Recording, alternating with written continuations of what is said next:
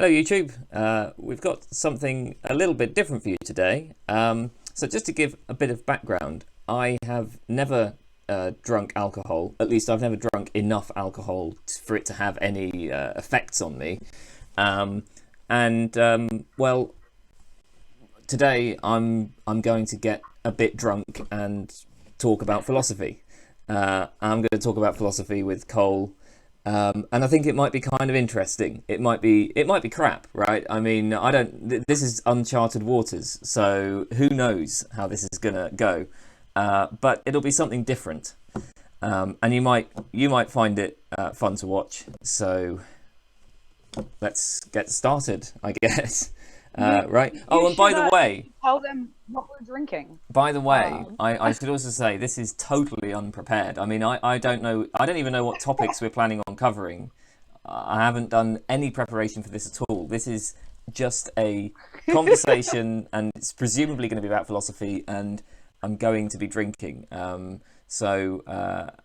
Yeah. But the reason why I've never drunk before is because it tastes like shit, and the physiological effects of it, whenever I've read about them, it just seems like poison. It seems like the sort of thing that would happen if I was to eat some bad berries in the forest. But the reason why I think this might be interesting is because one of the things it does is it reduces your inhibitions, right? So it's going to make me say stuff that, whereas in my normal personality might hold back, presumably I'm going to hold back less, and that's why I think this might be interesting. I want to see what I'm inclined to say when I'm not holding back. So hopefully the alcohol will do that for me. So that's what's going on here. Have you? I mean, I don't know. You got anything you need to say, Cole? Yeah. So I don't know what you're doing with the screens, whether you're toggling between the two of us or whether it's just going to be me swilling booze. I'm just toggling at the moment, but that might not continue. Yeah, that we could lose track of that. Tecate Light does not taste disgusting. It is wonderful. I'm in Cabo San Lucas having my own spring break during the coronavirus, and they have stopped selling beer because it's a non-essential service. So when I am done with this, I intend to consume this 2-liter of peach Bellini. It's got some bullshit on it. Got some pineapple because I was pouring one in a pineapple the other day. You might not intend to get drunk, but challenge accepted. And I feel like you should share with the world what it is that you'll be consuming, because I have no idea what the fuck those things are, and I'm a pro. Okay, but the thing is, what I'm consuming doesn't really matter. All that matters is the alcohol. This is purely instrumental. I don't know what this stuff is either. My brother, it's from him, right? He's the one who drinks. Excited. So I'm excited to see your reaction to them, though. They're also not refrigerated, which I feel people should know. And it doesn't matter. It's going to taste like shit anyway, so I don't care. No, this peach Bellini is fucking delicious. Look, I'm not like closed-minded about this. I have tried alcohols a lot in the past, and they all taste disgusting, with the possible exception of Bailey's. Bailey's is sort of all right, but that's the only one. You would drink Bailey's. That would be your go-to in a little teacup. No, so they're worse if they're not cooled. You're not helping yourself.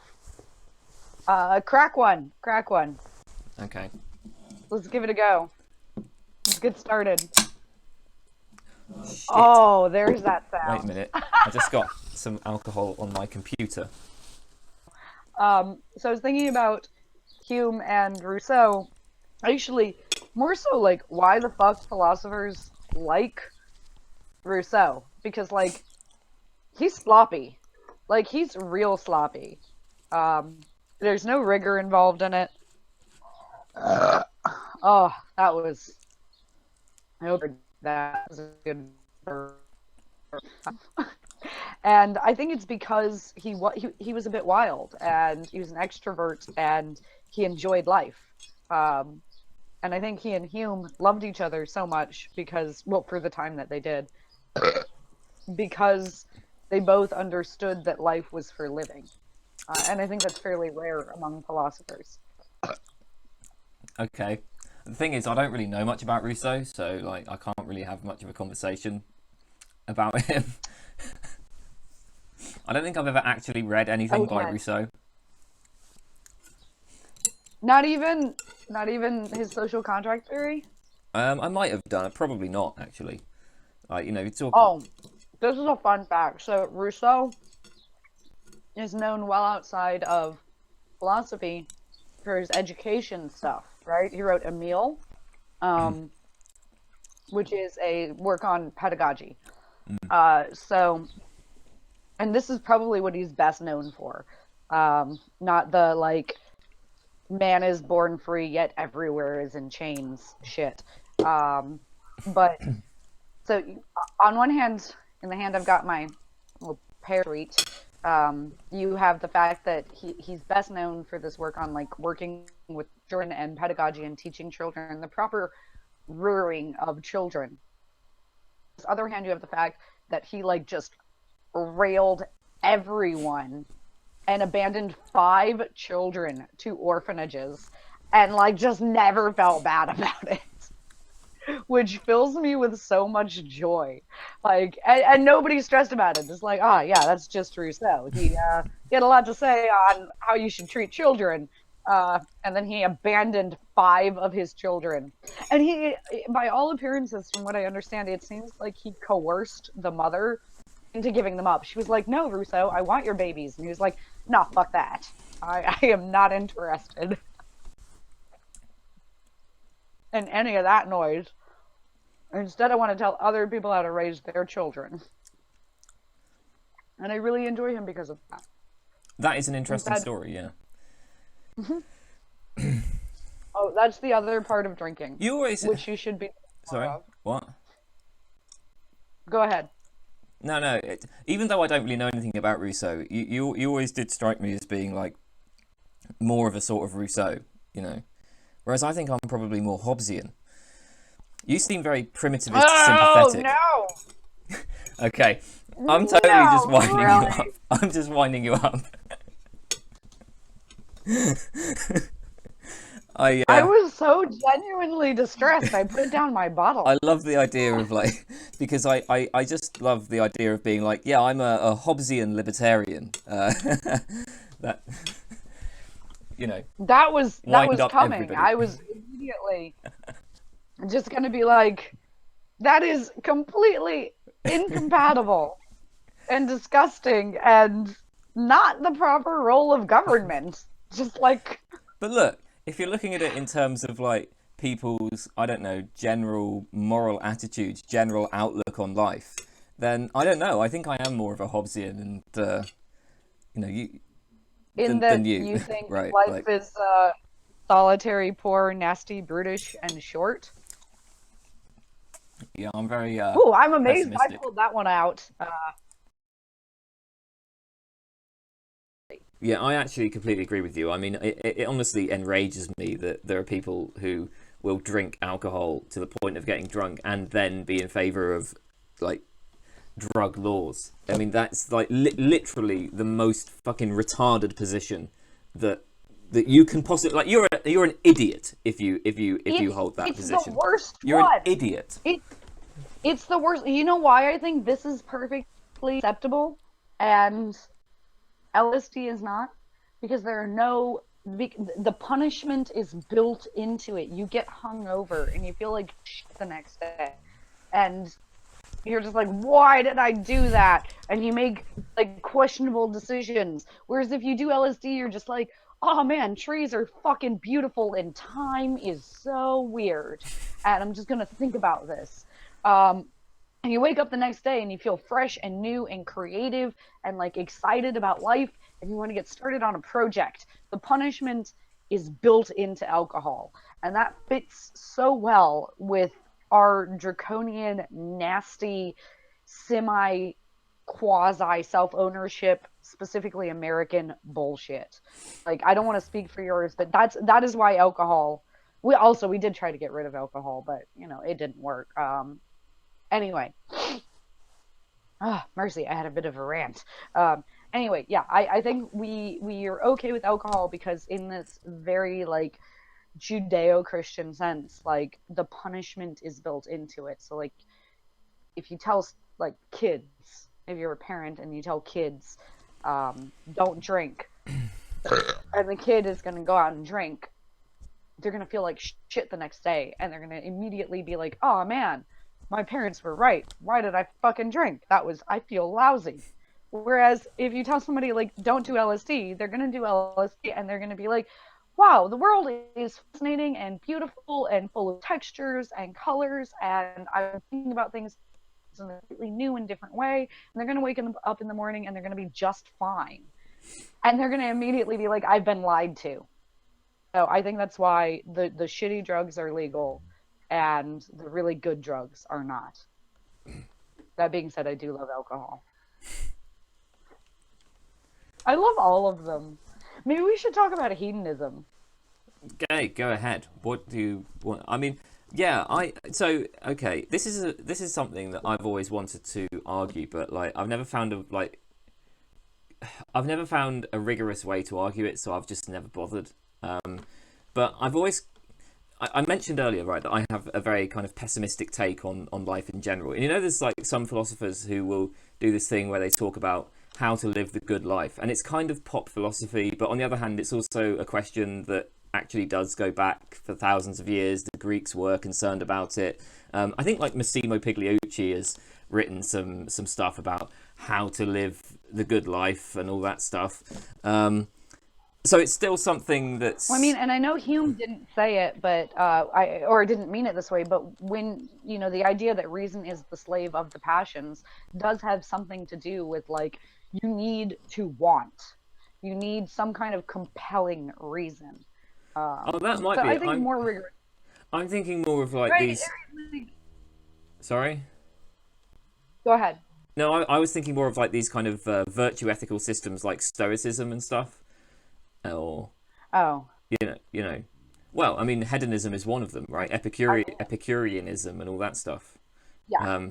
And there's this concern with how to live the good life, and what I want to say is, well, actually, the good life just isn't available, right? We're just not able to live the good life. There's no such thing as the good life. And I kind of want to say, well, look, if hedonists are right, okay. The best that you can get out of life really is just the pursuit of pleasure. And it's the pursuit of the sort of pleasures, like the pleasures of eating food and the pleasures of sex. That really is as good as it gets. But it just so happens that the way that human psychology is structured, those pleasures just don't last. They're fleeting. Most of those pleasures end up producing frustration insofar as you seek them. And you often don't get them, and you spend ages and ages seeking them and not getting them, and even when you do get them, they don't last, right? And so there's all this, so you don't get a good life out of seeking pleasure, but that's the only way that a good life would actually be available. And so all of these other theories, like Stoicism, that try to say that you can get a good life some other way, that you have to kind of reorient your attitude so that you're no longer focused on the bodily pleasures, right? The very fact that we have to pursue such theories is in itself a sign that the good life isn't available to us, because if you do pursue one of those kind of programs, you end up with a kind of fractured psychology. You end up having to basically rebel against your own I don't necessarily want to say innate, but the sort of desires that you naturally have. You end up rebelling against them. And so there's just no way. There's nothing we can do to get the good life. But hedonism is as close as we can get. And I do want to say as well, because people will say, well, what about the pursuit of philosophy? Don't you get enjoyment out of that? And actually, I would say, no, I think even these intellectual pursuits, like even when I do philosophy, it's mostly frustrating. It's mostly hard work. I do it because I have this weird drive to do it that I don't really understand. But like when I'm doing a YouTube video, it's like it takes ages. It takes a lot of work, and it's tough. It's difficult. and then I upload the YouTube video, and I get a little bit of satisfaction from it. The satisfaction maybe lasts like 10 minutes, and then it's gone, and I'm on to the next project, and it just doesn't last. And it literally doesn't last. Like, the knowledge doesn't last because I forget everything that I've written. So there's nothing that sustains. Life is just frustration and often disappointment, and often you don't even attain the pleasures you're looking for. Kane, one, crack another beer for me. I want to see it happen because there's a 2 coming. So just crack another. Okay, well. And take a swig. I want to hear it. I want to hear the sound. I don't know. Hang on a minute. I've got to work this out. I want to hear the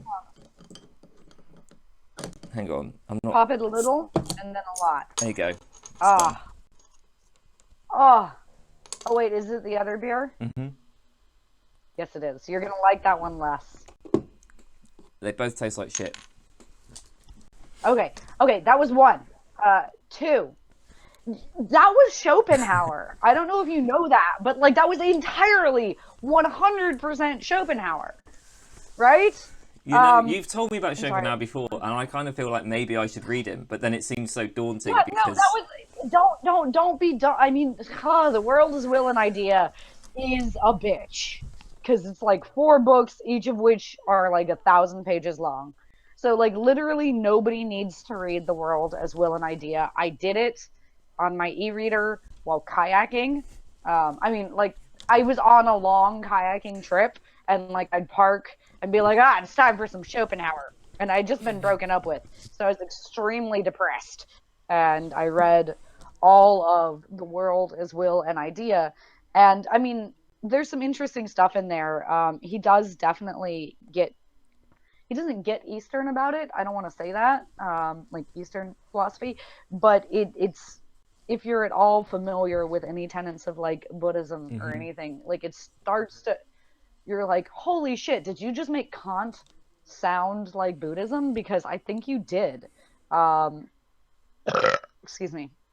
And that's really good. But what's better is he's got, so idea for him, it's effectively Nietzsche in some ways, who came later. So Nietzsche is effectively Schopenhauer. But he's like, look, everything has a will to live. For Nietzsche, it's a will to power. Everything, like my fucking bottle cap here, has a will to live. In that it is held together, right? Like there's energy going into this. There's something giving it structure.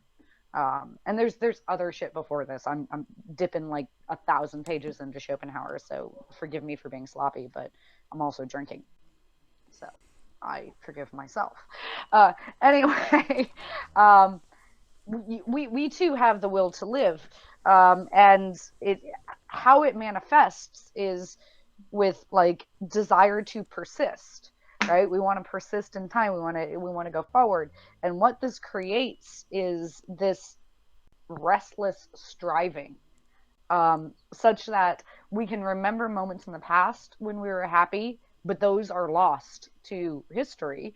And we can look forward to things in the future, but when we eventually get to those moments, we will find just more restless striving. Like there's no satisfaction. It's this permanent game of chasing satisfaction. And he does point out that, you know, in experiencing art or great beauty or aesthetic bliss, we can have a brief moment of satisfaction, but even that is lost, right? Because of our temporal nature. Our lives are made of restless striving. I can't believe that you haven't read Schopenhauer.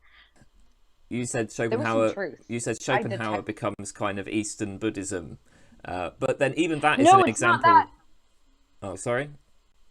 It's not that it becomes that. It's that like it makes Western analytic. Well, maybe not analytic. It makes Western sense of Eastern arguments. Because the thing is Buddhism is another example of something that I would say involves rebelling against your own psychology in a way that I find sort of problematic.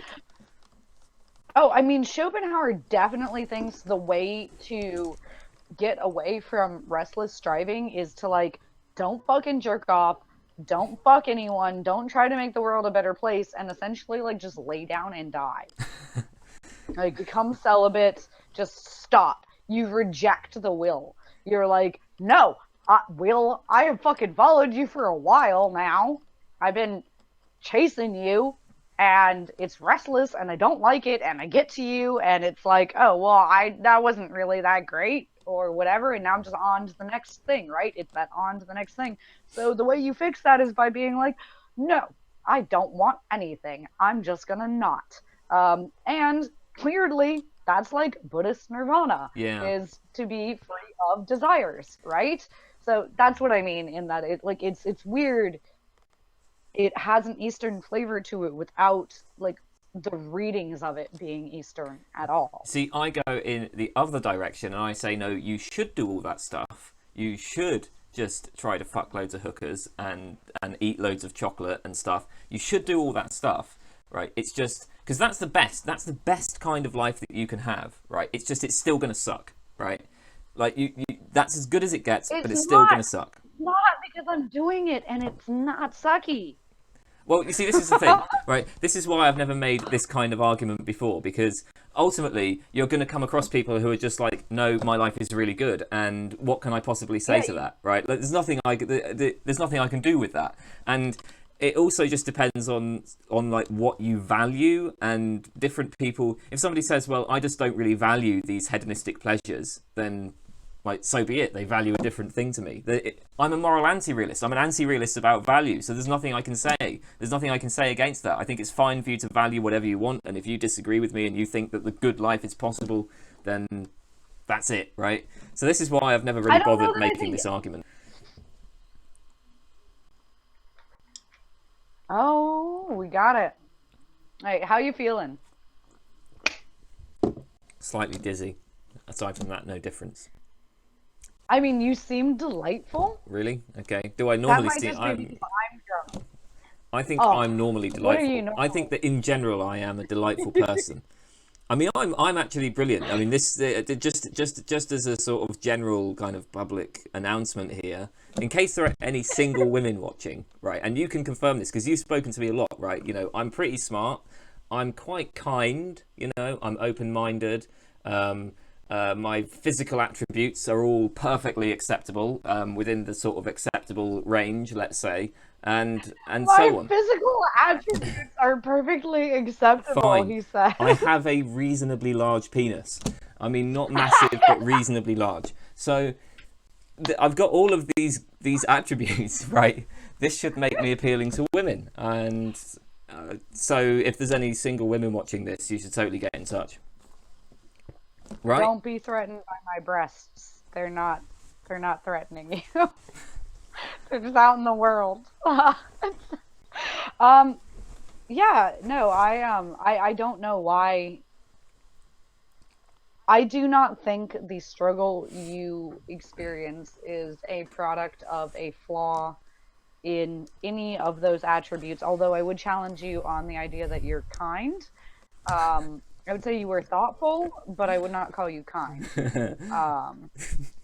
I don't know that there's like a kindness imperative for you. But other than that... yeah, that was a load of bullshit. I don't know why I said that. I mean, why couldn't you have just lied? Why couldn't you have just lied? And then it would have made me seem even better. I mean, come on. You could have pretended. You could have gone along with the pretense. No, you want to be seen for your virtues, right? You don't want to be valued for I want to be seen in whatever way is going to make the women seeing me want to fuck me. So I'm well within normal parameters is effectively what you just said there. Listen, look. Female logicians would be so wet about everything you just said right now, but unfortunately there's like one of those. I mean, there are other ones, but outside of that, it's just a bad sales pitch, right? I actually, and this is kind of philosophy, I love the Freakonomics podcast with the Stevens. Anyway, I don't know if you know about Freakonomics, but I've heard of them. I don't. They look at interesting like economic Yeah. statistical data. Whew, I am drunk. Um, and they looked at like OkCupid profiles, and OkCupid's really interesting. You can read the OkCupid blog, and it has like all this statistical analysis and data and whatnot. And it turns out the people who use like negative terms, like "I am not this," "I am not that," um, are way less successful than people who are like, "These are things I do like, and I'm very enthusiastic and excited about these things." So, to some degree, the problem with your approach is that like you're not really jazzed about anything. Maybe we should have a chat about, and this came up yesterday when we were talking too, moral saints. People love enthusiasm, right? Like I don't want to be with somebody who is not excited to be with me and excited to be in the world and excited to be alive and excited to do things and like smell goddamn flowers and frolic on the beach or whatever, right? That is so admirable. We find I want somebody who eats and tastes every fucking bite and like feels it deep, right? These are appealing things, whereas like I'm well with you sound like Data from Star Trek. Like I'm functioning within normal parameters. Like um a logician will get that, and maybe other philosophers will get that, but I don't know that that's what you're after. And that's a very small set. I feel like a watermelon is a particularly bad choice of things to fuck. Like among fruit, we need to move on past Put this. a I hole in will it. start like It'd I probably will. be all right. No, I'll start like enumerating the fruits in their desirabilities because that's what happens when I get It drunk. depends Is I on it just depends like on the gender though, because I think for a guy, if you were to make a hole in a watermelon, it would probably be okay, wouldn't it? That would seem a perfectly reasonable fruit to fuck. I mean, an apple wouldn't be good, I'm but thinking about like the exterior versus the interior, the interior is pretty right? soft, isn't it?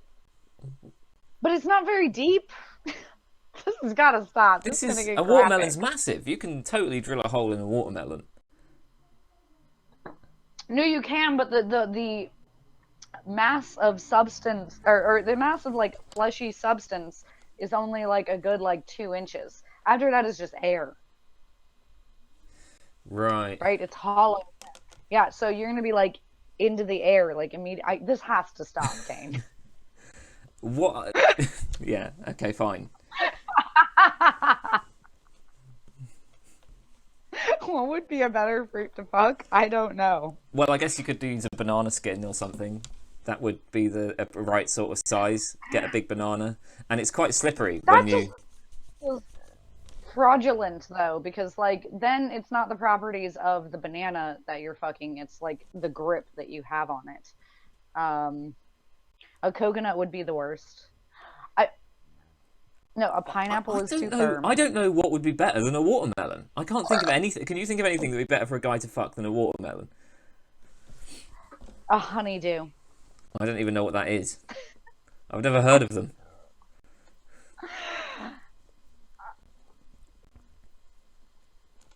It's another kind of melon.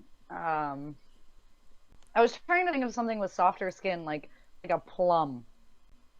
A bit small though.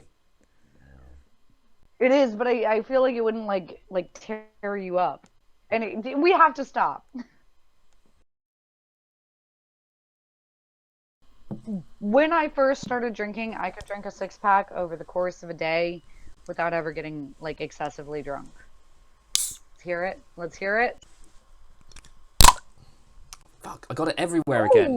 Ooh. I got it everywhere again. It Everywhere, just like or just squirts like out a on my few computer, places. and that's not good. You should lay down a little tea towel.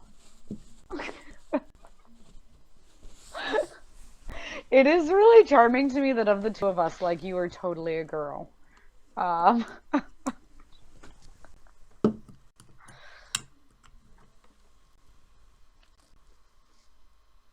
what do you think of Stella? Give us a review of Stella. It's better because it has less of a taste, and it's a cold. Yeah, This was from the fridge. This was from the fridge, so maybe that's I why. told you, cold makes a difference, Yeah, right? because Like it's hang on, cold, it's fine. You can drink that. it's cold and it has less of a taste. So the way that you make alcohol better is by removing the taste. So that just goes to show my point that alcohol tastes like fucking shit. Nobody said It alcohol tastes like tasted shit. good. I'm not trying to get you to sip fine room temperature scotch. I'm not doing that, Kane. What is the alcohol content of this? A 4.8%. Stella is going to be like a 4. Yeah, 4 or 5. 4.8. They're all going to be like 4 or 5. This whole thing, I mean, I'm still not really seeing why this is such a good thing. I don't know what exactly about this is appealing to people. I'm still not understanding that, I have to say. This is a bad proxy of drinking. We're sitting in front of computers. Yes, I'm in beautiful Cabo San Lucas. Yes, you're in your mom's house. But this is a bad proxy of drinking. It gives you energy late at night. It makes boring things seem interesting. It makes you much more social, right? Like we are not in a profoundly social environment right now.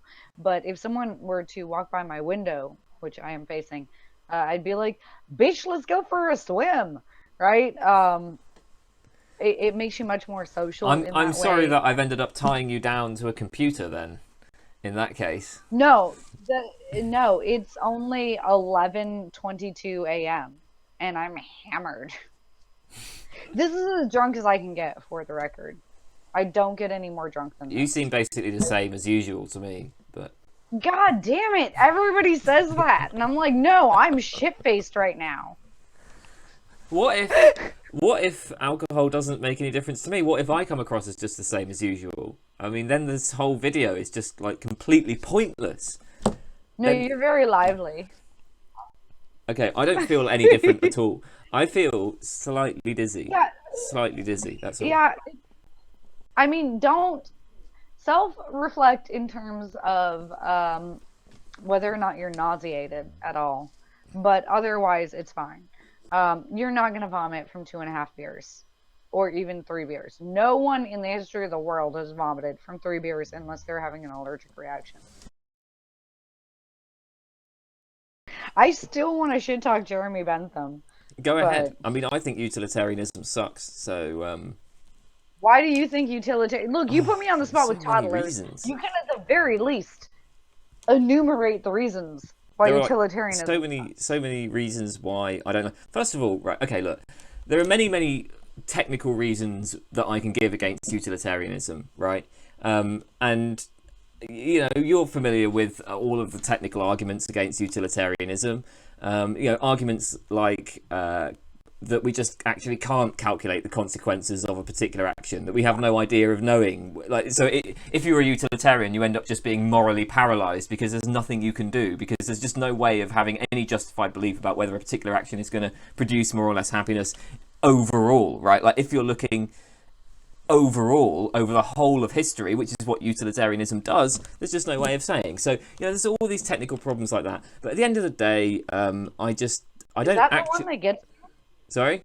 No, this is the point. That was a technical problem. The one that... Yeah, but that's a technical problem that I... Well, that's just one example, right? That's one example of a problem. I can give other problems. I can give examples of how utilitarianism entails like completely ridiculous consequences in certain... completely ridiculous conclusions in certain hypothetical scenarios, the usual like organ donation case, all that stuff. I mean, but ultimately I don't actually care about like suffering in general, and I don't see why I should care, and that I think for me is the fundamental issue. So you don't care about suffering. No, not just in general, like The problem is, right, I'm an anti-realist, and so are you. So maybe I don't really know what your kind of normative perspective is exactly, because some of the things you've said are not compatible with what I'm about to say. But I think that once you accept the anti-realist position, once you accept that, okay, morality is ultimately a matter of... I mean, what does morality come from? It comes from a combination of, I think... just brute emotional reaction plus the need to coordinate people's behaviors in society, right? Like the need to kind of reciprocate, the need to avoid prisoners' dilemmas type situations where if everybody were to act selfishly, it would make everyone worse off. So that, for me, is sort of the function of morality. Now, the problem with brute emotion is that there's just... I can't appeal to that, because if you just have a different emotional reaction to me, then what the hell can be said, right? Like, there's no way of having an argument about that. I can have an argument if we're talking about reciprocation and talking about the ways that we can both behave so as to avoid the sort of prisoner's dilemma, so I can appeal to your desire to make yourself better off, right? That kind of thing I can do. And that obviously, so suffering just in general doesn't bother me. It's if I'm making a moral argument, I'm going to be concerned about, okay, here's what you can do to reduce your suffering. If you follow these rules, you will reduce your suffering overall. You'll make your life better off overall. I can make that kind of argument. I mean, it's a sort of social contract perspective, except I kind of hate social contract theories because they always appeal to these like bullshit hypothetical scenarios that are just like fucking nonsensical. I fucking hate that stuff. Right, so I'm not. Bad. Let me just say, I'm not like a contractarian in any technical sense, but I kind of have the same intuitions that underlie contractarianism. Did that make sense? Well, because you need something to appeal to. Like, Right. I mean, it seems a bit lazy. Sorry, these are hurting my ears. You need something to appeal to, and if not like a way of organizing society, then what do you have that isn't just like obvious moralizing? I would ask. And this is the thing that always bothers me about it is like, to what end?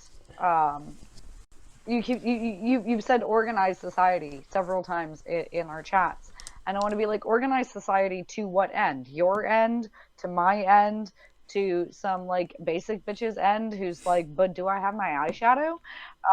Like, who's to whose end are we organizing society, and why should one end be valued above another? And you ultimately just end up with the arbitrariness of value yet again. It doesn't get you away from the arbitrariness to appeal to the organization of society, I don't think. I'm not sure exactly what you're referring to, but when I'm talking about when I talk about organising society, I'm just using that in a completely like non-moral sense, is that in the sense that there are various different types of social organisation, right? And Yeah. ultimately we're going to have one social organisation rather than another. There's the feudal system. There's the that's the point. I'm not necessarily prioritising them at this point. I'm just saying there are various different social organisations. And what I can say is, okay, this social organisation kind of is in line with this will help you achieve the things that you want to achieve, say, and it will help me achieve the things that I want to achieve. And I don't know, I guess that's the sort of thing I might say, but I'm not sure if I've maybe misunderstood your point. But hey, okay, here's the way to put it. I mean, just like the social just like the contractarians, right? I think the best way forward is to appeal to people's self-interest. Yeah, I was about to say, unless you're just appealing to some kind of egoism, then I don't know how you're doing it. But if you're just appealing to some kind of egoism, then that seems fine. That seems like, well, okay. But now you don't have a philosophic theory. You just have like a descriptive fact about the world, which is that people tend to want to do things that benefit themselves. Yeah, but I don't need a philosophic theory because I'm a moral anti-realist. So it's not like I don't think that normative theories get at the truth or anything like that. Like, why would I need a philosophical theory? It's weird because like I think you're a really good person, and I think you would have trouble instead of most people when they come at, I'm also an anti-realist, when they come at me trying to argue against anti-realism, they try to appeal to like the difficult choices, or like the like you wouldn't want somebody to die of a heroin overdose in the street, and I'm like, I don't care. Like, that seems like I'm looking at them. They have essentially the same capacities I do. They have autonomy, certainly bodily and apparently mentally. It's not like I can Vulcan mind meld with them. So, by all appearances, they're autonomous, and they appear to have chosen to do a whole bunch of fucking heroin, the product of which was them dying in the streets. So I struggle to say anything about that, or to say why that would be bad. Um, and they're like, "Oh shit, you really are an anti-realist." But for anti-realists, I think the problem is that why we explain when we're good, right? Because you're a really good person, and I'm an uncomfortably good person. I don't know what you mean by and like surprisingly, Sorry, can you just? I'm surprisingly self-sacrificing. Like I care deeply about my students. And people will call me out on it, and they're like, if your like hedonistic egoism is true, why do you care deeply about your students? I have no problem explaining away why I don't care about the heroin addict. Yeah, I have a problem not explaining away my self-sacrificing behavior. And you also engage in like self-sacrificing behavior. No, but I don't see it as a moral requirement. I don't see that as a moral requirement. Like okay, so the self-sacrificing stuff, that kind of stuff, like caring about your students. How do we explain that though? How do you or I explain our self-sacrificing behaviors? Well, you don't have to explain it in terms of look. First of all, you certainly don't have to explain it in terms of the moral facts, because if you're a moral anti-realist, you don't think there are any moral facts. I would just explain it in terms of people's emotions, right? You just happen to emotionally, like you just happen to have an emotional structure such that you end up caring about these people. But some people don't have that. Some people aren't going to care about their students, and that's fine, in my opinion. Yeah, I wouldn't say it's morally. Well, no, actually, I would, and this is why I struggle and you don't, because I want realism to be true. I'm just an uncomfortable anti-realist. Even if realism was true, I wouldn't give a shit. I think it's preferable. I can get on board with that, but I think it's preferable that somebody care about their students than a professor care about their students than that somebody not care about their students. Why? I don't like. Doesn't matter whether or not you care, as long as you sort of fulfill. I don't know. That's why it's so uncomfortable. It really bothers me. Like I have no good explanation for my pro-social behaviors. I can explain away my antisocial or asocial behaviors perfectly easily because I'm an anti-realist. But you can identify, I'm sure, within yourself some pro-social behavior. You're making of YouTube videos and say like, okay, well, I just like it, but that's not an explanation. Yes, it is. I think that's fine. I think it's fine. I just happen. Well, first of all, I get a lot out of it, right? First of all, so let's take the YouTube videos. I get a lot out of it personally. It helps me to learn these topics, which is one of the things I want to do.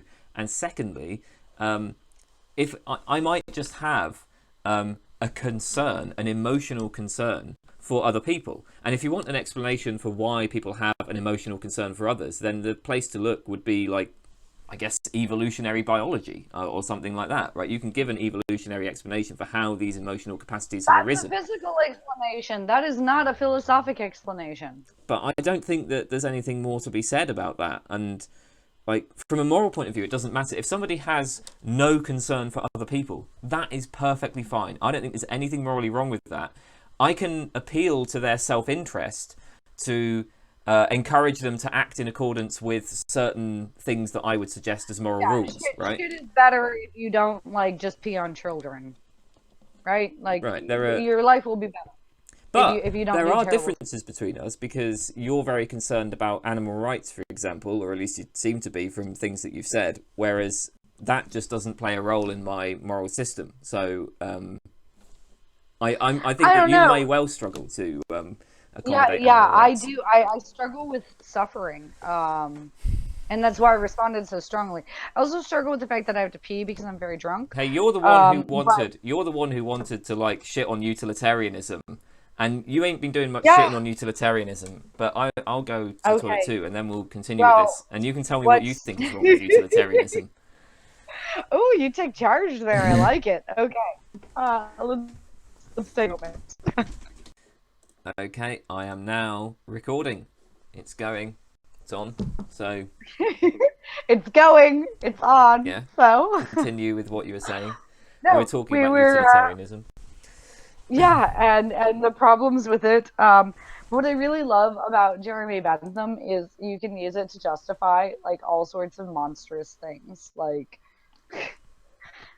if you want, if instead of just like being a terrible person, like owning your hedonism, you want to be like, no, there's an ethical theory that backs me up. You can just do utilitarianism, but like Bentham's consequentialism, and just be like, oh, if I fuck 500 women, that's pleasure for me and 500 women, and everybody's happy. So clearly, my imperative is to fuck 500 women, but also make babies with all of them because those babies will be quite happy.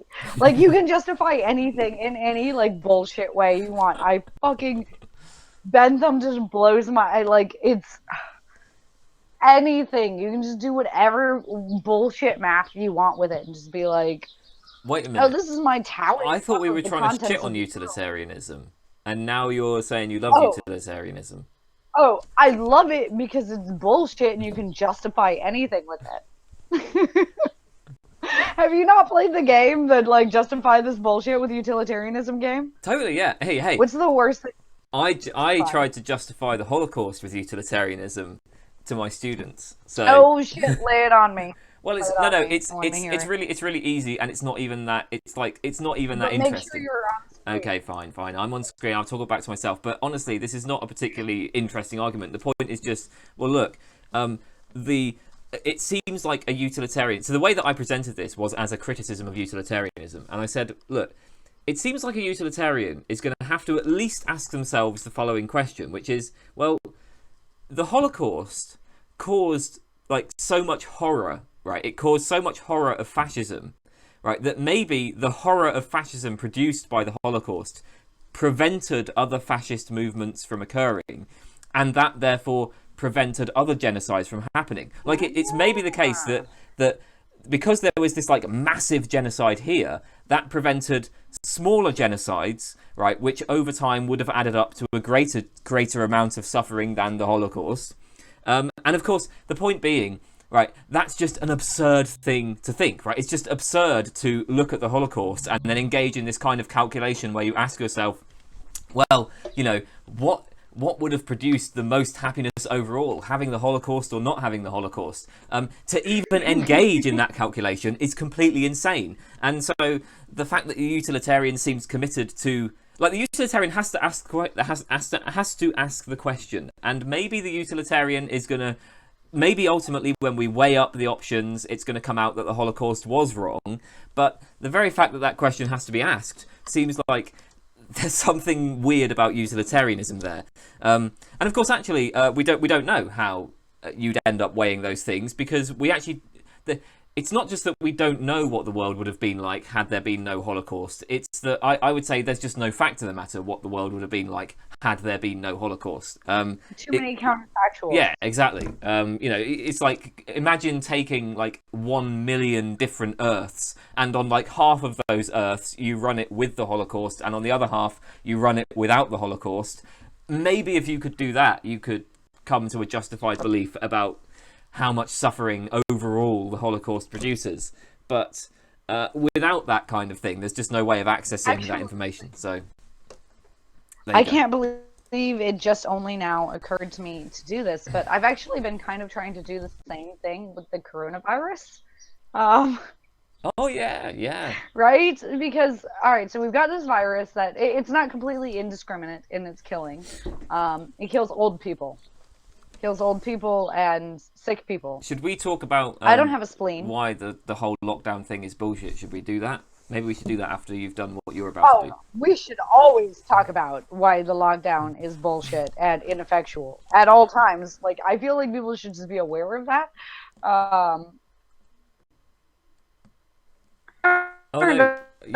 You've stopped. I don't know. Bullshit in what sense depends on what your goal is. Sorry, you just stopped. You just stopped. You just went. The signal went. I'll restart. It's okay. Cause I'm drunk. So I'm looking at the coronavirus, And for example, Social Security is a real problem in America. The rest of the world isn't aware that we have something called Social Security, but we do. Um, some percentage of whatever amount of money you make over a lifetime at literally any fucking job goes into an investment fund.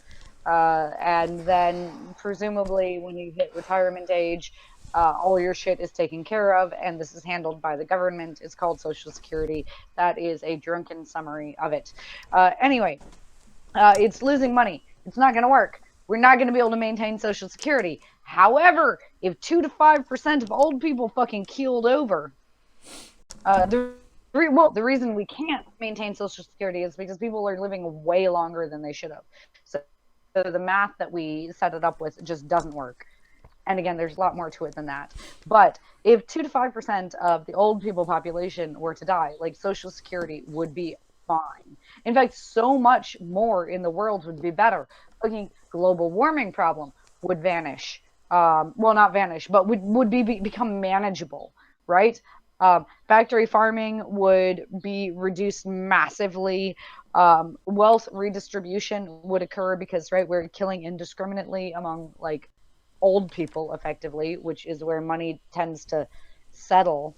So I'm looking at the coronavirus and I'm like, if I were a utilitarian, in what sense is this not like the best thing ever? This is the best thing. If we're being utilitarians about this, which I think most people's naive instinct is to be utilitarian. So why aren't we like, look, this thing just happened in the world. Nobody made it. Nobody caused it. There's no intent or blame behind it. It's just this fucking thing that's floating around out there and it's killing the shit out of the exact people who, whose deaths would make life much better for the rest of us. Okay. And I'm just kind of baffled that all these utilitarians are like, people. I'm like, literally, if you're actually utilitarian, like, you would be like, yeah, let's kill old people. That's all I'm saying. That's all I'm saying.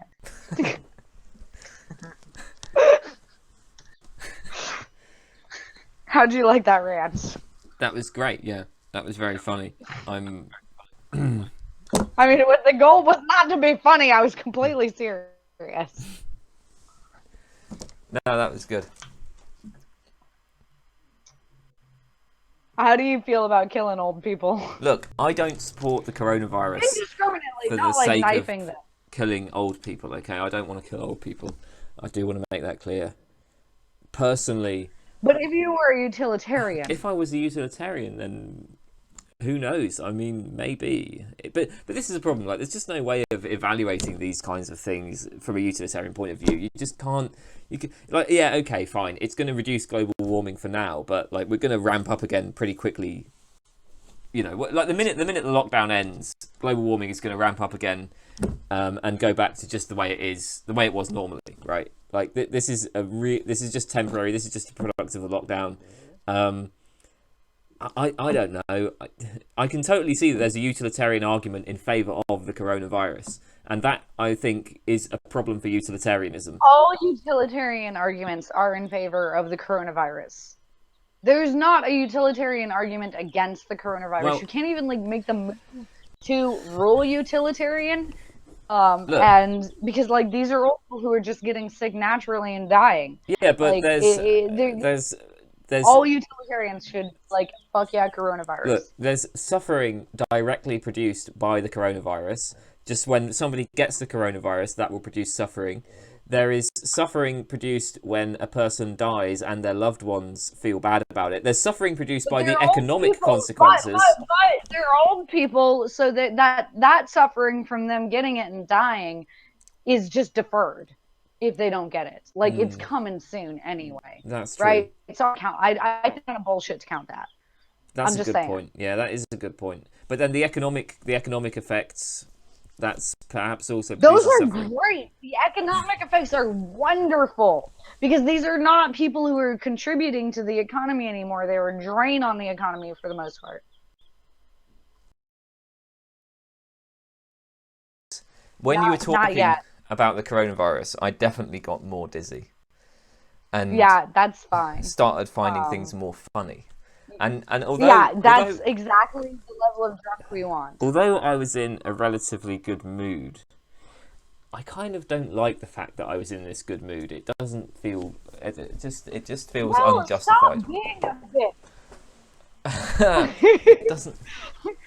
This doesn't I actually want feel you to good to see me. your slouch. I hope your camera is on you because you just did this like whop thing. It was lovely.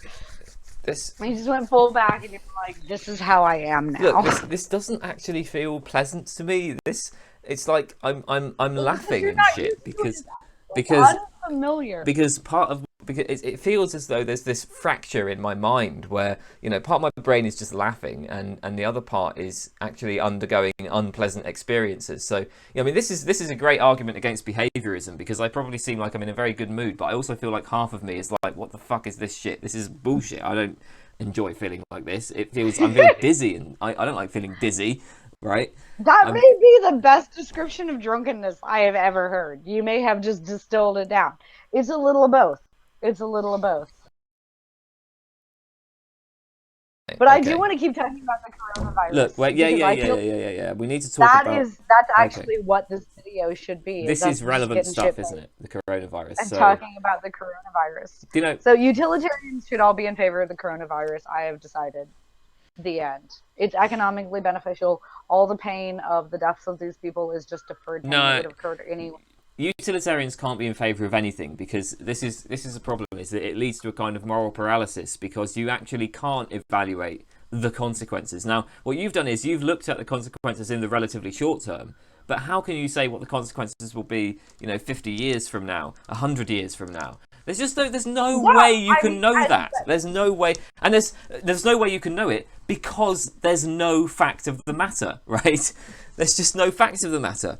So yeah, it's impossible. yeah, It asks too much. Utilitarianism asks too much, and if that's your criticism of it, then the end. We can't have a funny chat about it. that's one problem But with it. if you want to make if My criticism of it is if that I you want don't to make care a about go at suffering. And my criticism of it is that I don't think impartiality is necessarily virtuous. Oh yeah, that is totally also my criticism of it. I mean, I have many Oh, is criticisms of that it. totally also your criticism Yeah, of it? yeah. No, the whole impartiality thing is a I have load a of shit. real problem with impartiality. Like, why the fuck should I be impartial? That doesn't make sense. I mean, also, morals aren't, But like, ethical properties aren't real. But but this mostly, with regards to specifically utilitarianism, this is something my students never come across, and like it never occurs to people, is that maybe impartiality is not good. Like maybe it is actually well, A, impossible, but B, detrimental. Like if you don't care, if you genuinely don't care, why would you be the best person to evaluate, or why would that put you in the best person to evaluate right and wrong if you don't care, if you're truly impartial? I don't understand that idea at all. Can well, you help I me? guess I just put it. Look, I have these strong attachments to like family and friends and so on, and I care about them more. And what's more, I think that I don't know. I just see that as being something that is good, and I don't know. It's in many ways the converse of the point about suffering, right? I don't particularly care about suffering in general. I don't see why I should care. And if you want to persuade me to be a utilitarian, you're going to have to give me some reason why I should care, right? But nobody has ever done that. Nobody's ever convinced me why I should care about suffering, right? But similarly, I'm partial, right? I care about my family more than I care about strangers. And why shouldn't I? And again, there's just no convincing argument not to do that.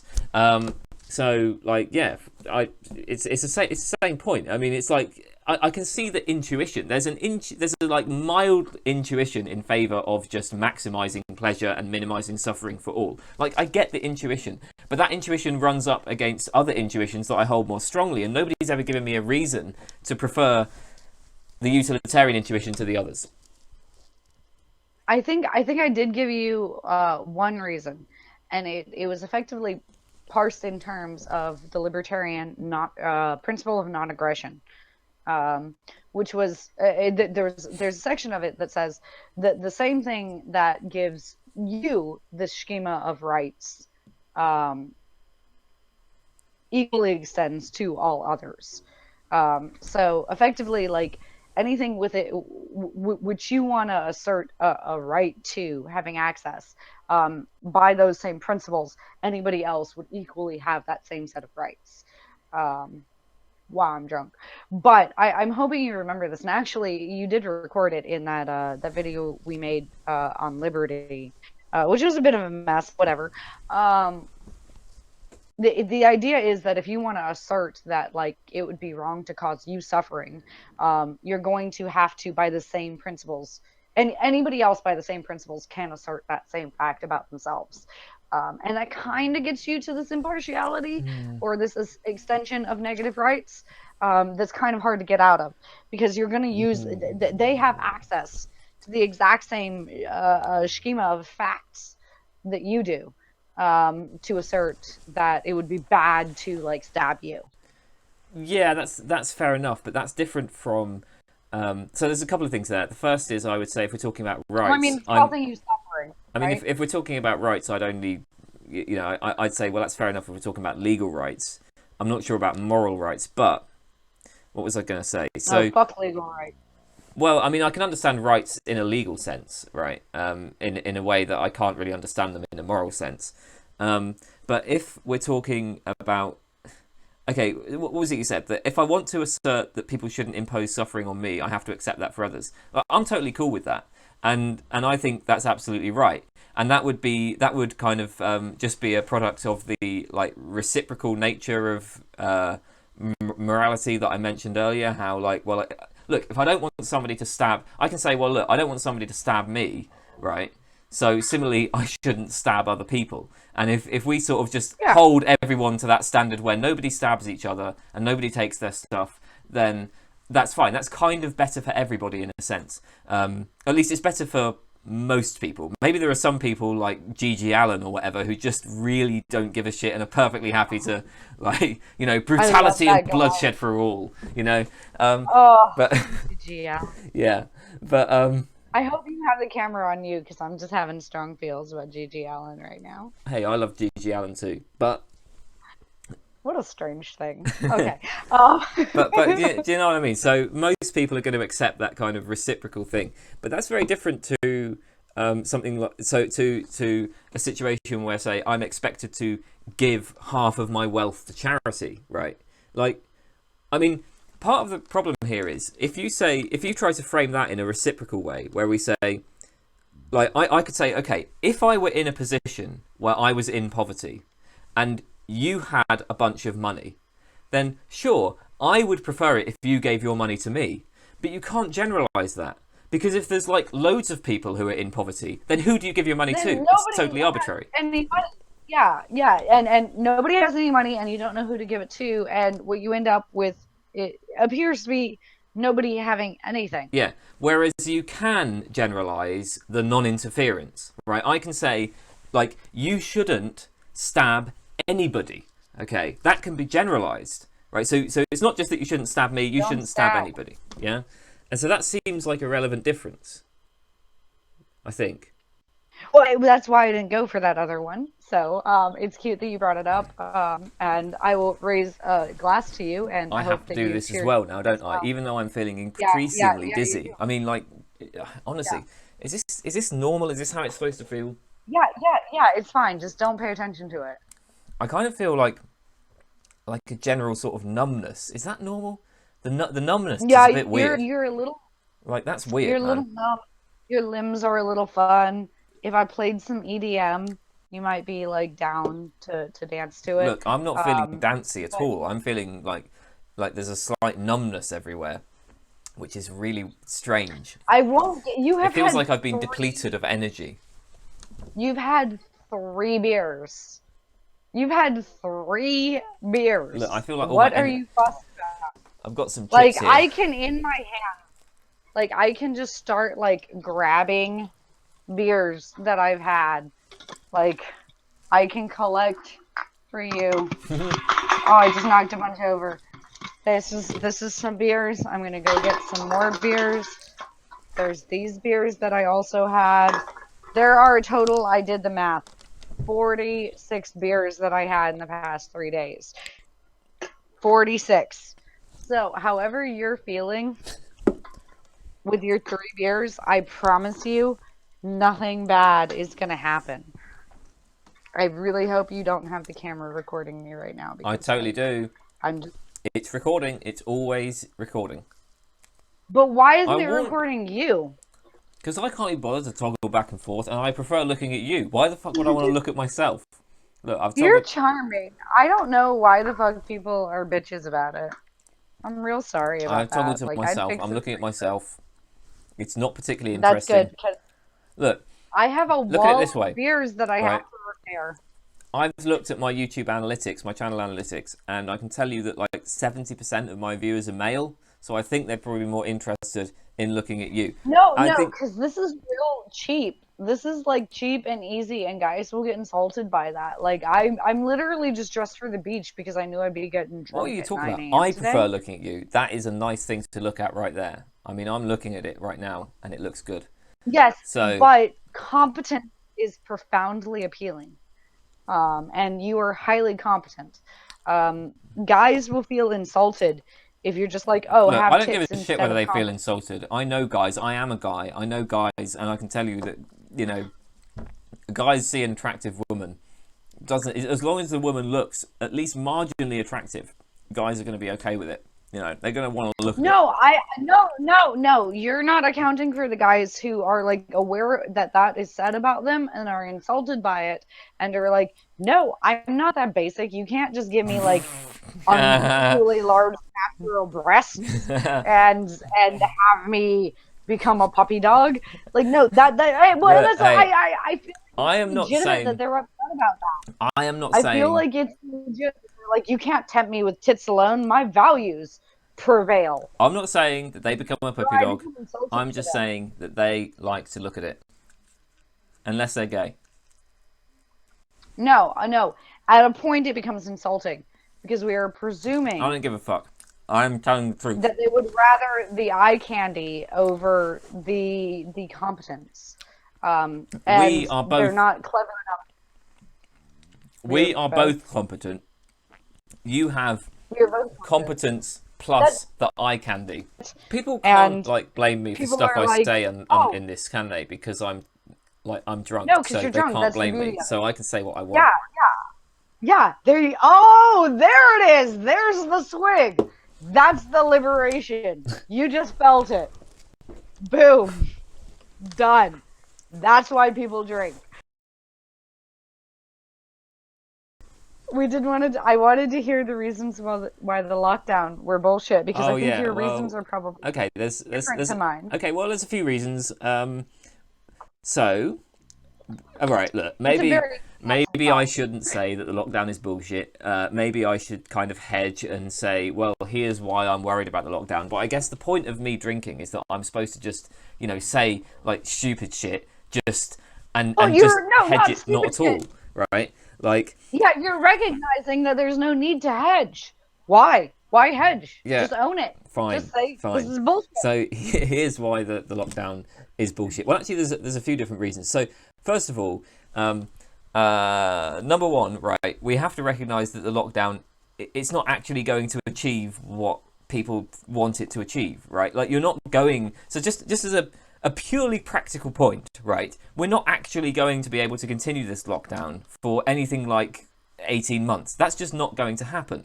And since it's not going to happen, that means that at some point they're just going to, you know, they're going to have to stop it. And if they have to stop it, that means that the virus is going to spread again, just as it would if there had been no lockdown. So I'm not convinced that this lockdown is actually going to protect the people that it's designed to protect, because they're not going to be able to keep it up for as long as they want to keep it up. There's just no practical way of doing that. And so what you end up with then is a situation where we have this policy, since we can't keep it up for as long as we want to keep it up, the results are just going to be negative, right? Like, it's going to have, say, a negative economic impact, right? But it's not going to achieve the goal they're trying to achieve with it, because they're not going to be able to keep it up for as long as they want to keep it up. So it's just going to be negative. The other point, though, that there's another point that worries me about this, which is this. When you look at the Spanish flu, so for those who don't know, Spanish flu was around in shortly after the First World War, and it killed much more people than the First World War. Spanish flu was absolutely devastating. I think it killed something like 500 million people? I mean, it killed a lot of people. There is a list for this. Yeah, well, Spanish flu was really deadly. Now, Spanish flu came in 3 waves. First wave was relatively okay. I think it was a bit worse than normal flu, but it was sort of okay. Second wave was the deadliest wave. The reason why it was the deadliest wave, they think, is because of basically selection. So what happened was there were a load of people in the trenches. So under normal circumstances, what happens when a flu pandemic hits? The people who are most severely ill stay at home and therefore are not spreading it to others. The people who are only mildly ill go out to work and continue interacting with others, and so that spreads the mild strains of the disease. Now the worry about so what then happened with the Spanish flu, which gives immunity. That's what. Yeah.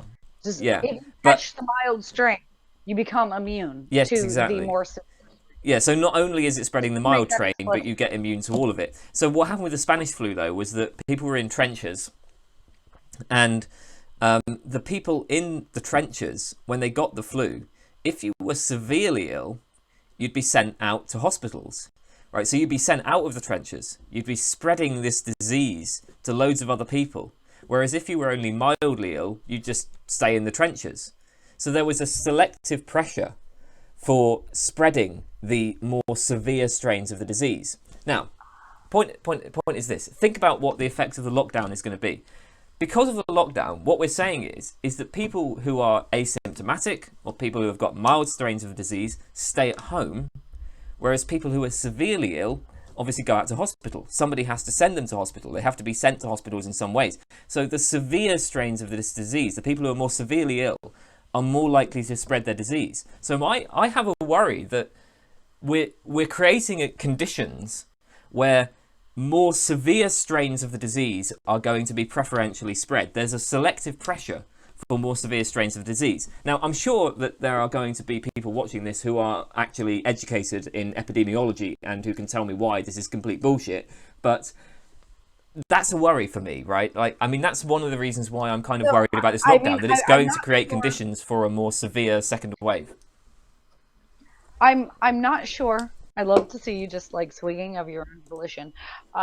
But I'm not sure that there are that many, that the strain population is the same as it was with the Spanish flu. Oh yeah, that's true. I think it might all be the same strain. I dated an epidemiologist for a while, and effectively, I only date people so I can learn from them. And I did. And I imagine that would be his response, like, just to play devil's advocate, is that this is a novel strain, and it is a single novel strain, and that your concern is not particularly salient in the case of the COVID-19. Yeah, so coronaviruses in general mutate far more slowly than flu viruses, which is probably why the concern that I have is a load of bullshit. So don't listen to anything I say. we all have the same strain. No, but it was a good point on virology, I think, and generally the spreading of things. I have a very different concern, actually. Oh, whoa, wait a minute. Look, I've got loads of concerns, right? If you want me to be... you've got loads of concerns. Yeah, I mean, so one concern is just, like, look, I don't think this lockdown is actually going to work, right? I don't think it's going to work. But what's more is, we're setting up this, like, authoritarian state, right? Which is that's what this is. We're setting up an authoritarian state, and that's, like, horrifying. And why is nobody recognizing how horrifying this is? It's so alarming. So one, as an American, my president right now is fucking Donald Trump. And I am giving unilateral authority to a dipshit because I'm scared of a weird strain of the flu? What? And how is nobody fucking talking about that? Coronavirus isn't a And what's flu. bizarre, I know, dude. Just let my analogy stand. What? We're drunk. It's fine. Um, it's it has this effectively the same symptoms No, no, as the no, no. flu. Coronavirus. Look, coronavirus is a No, cold. Okay, that's what it is. It's a it's bad. not a It's not even. rhinovirus. It's It's not not a even a cold. rhinovirus. Yeah, but No, it's not coronavirus a is cold caused a because a cold. cold is a rhinovirus. No, no, coronavirus is caused colds. There are colds that are caused by coronaviruses. I'm 90% Rhinovirus sure. causes the cold. All right, Ninety this percent. is Can we look this this is up no. online? If you yes, please. Look, The common cold is I'm the supporting your point. rhinovirus. I'm supporting your point The in a kind of common cold amusing is the way. rhinovirus. No, no, no. There are The common coronaviruses that cold cause is the common colds. I'm rhinovirus. sure. I don't know about how you parse that, but it's purely semantic. What stresses me out though is that for the past 3.5 years, Americans have been like, "Oh my God, Donald Trump, that power grabbing, fucking weird, insane Cheeto of a human being, etc., etc." Um, and honestly, a lot of insults that like really, I don't know if I want to stand by. I don't think you can disparage somebody's political policy by calling them a Cheeto. I have a problem with that. But now we have this moment in time where the most draconian laws imaginable are being unilaterally, by fiat, enforced on an entire nation, and people are praising this guy for doing it for what appears to me to be a blatant power grab. It's a blatant fucking power grab, and the concern, at least for me, is that what happens in the future. Next time there is some kind of weird virus. Next time there's some kind of weird flu. Do we do the same thing? Is this the new normal now where we shut the fuck down everything? Um, and that's on one hand. Then on this other hand, I have this thing where it's like the American work ethic is like, oh, you're sick, go to fucking work anyway. And admittedly, that is problematic. You shouldn't go to work anyway. That's how you spread disease, you dumb shits. Um, we have an economic system that encourages the spreading of diseases, and our response to that is a political system that imposes draconian laws on its citizens. And there's no rationality to it. There's no rhyme or reason. How about if you're sick, stay home? And we have something called sick pay or sick leave for people. I feel like that would fix the problem, or at least do so significantly. Like if you don't feel well, it should not be a massive detriment to your life to stay home for a brief period of time until you have recovered. But I don't. because our economic system is so fucked, hourly workers have to go to work even if they feel like shit, and that's how we spread disease, and then you end up with a fucking pandemic. It's like it's a system that was specifically designed to spread disease. I don't Or think that. probably was incoherent. I don't think that just saying, well, if you're ill, stay home would really help, because there are lots of people who have this who are asymptomatic, and it's really, really infectious. It's really, really contagious. I guess I'm not talking so much specifically about this as the American policy of like you have to be like hardcore fucked. Like if I called into work as a college professor, if I was like, "Oh, I'm not feeling so great. I can't lecture. Like if my voice is a bit sore." Um, they'd be like, "What? Fuck you. Come to work." Right? Um, and that encourages that like fuck you if you're not like bleeding from the face, come to work sort of work ethic that Americans have encourages the spread of disease. And to me, that is the real problem is that we don't just say like, "Oh, I'm feeling a bit under the weather. It's okay. It's not going to be economically devastating to me to stay home for a fucking like 4 days until I'm asymptomatic." And that's not with regard specifically to COVID. That's just with regard to somebody's carrying. a rug outside my window in Mexico. Anyway, no, I think our policy about sick leave and about and our policy self-isolation voluntarily and taking time to recover has encourages the spread of disease broadly. And now we have this weird backward sudden knee-jerk reaction to this one disease that isn't all that particularly threatening, and it just seems arbitrary, and I'm shocked that nobody is saying like this is arbitrary and not necessarily the best way to go about doing it. Oh, you finished your Stella, go retrieve another Stella. It's not meant necessarily. Holy shit, hang on a minute, wait a minute. Before we continue with this. Did you hear what I just right. said? No, I did. Shit. But something just occurred to me, right? I mean, there's like a 400-page bill about the government powers with respect to coronavirus. This video might be illegal. I mean, like, I don't even know. Can somebody read through the bill and tell me whether it's okay? Is it okay for me to object to the way in which the lockdown has been handled? Is that okay? Is that legal? Like, because if it's not legal, this video is going to be taken away. I don't know. The right to protest. Yeah, I don't know. This is super weird. Like, if I walk out on the street with my boobs out, I am breaking the law. Well, I'm in Mexico right now, so I don't know shit about that. But in America, if I walk out on the street with my breasts out, I am breaking the law. But if I walk out on the street with my breasts out in order to protest that I can't walk out on the street with my breast out, that's a protected right because I'm protesting, and I have freedom of speech. So, at least in America, which I believe would be the YouTube policy, or at least where it's applicable, so long as we are doing this as an act of protest, it is protected as a First Amendment right. Okay, well, I don't know what the laws are in the UK, and I just want to say, I am absolutely not protesting. This is not a protest against the government policy on the coronavirus. I am also not going. I mean, look, you should totally stay at home, right? Like, that would be a good idea. You should stay at home, especially if you know anybody vulnerable. Stay at home. I mean, I know there's vulnerable people in my family, so I'm staying at home. I don't have a spleen. Stay home. I'm missing like protect the 4 NHS, organs. save lives. And I totally agree with that, right? I just have certain concerns, right? There are certain things that concern me, but you shouldn't listen to me because I'm literally drunk for the first time in my life. So don't listen to anything I'm saying. It's all a load of shit. This charming, handsome man just turned into like a mound of vaginas.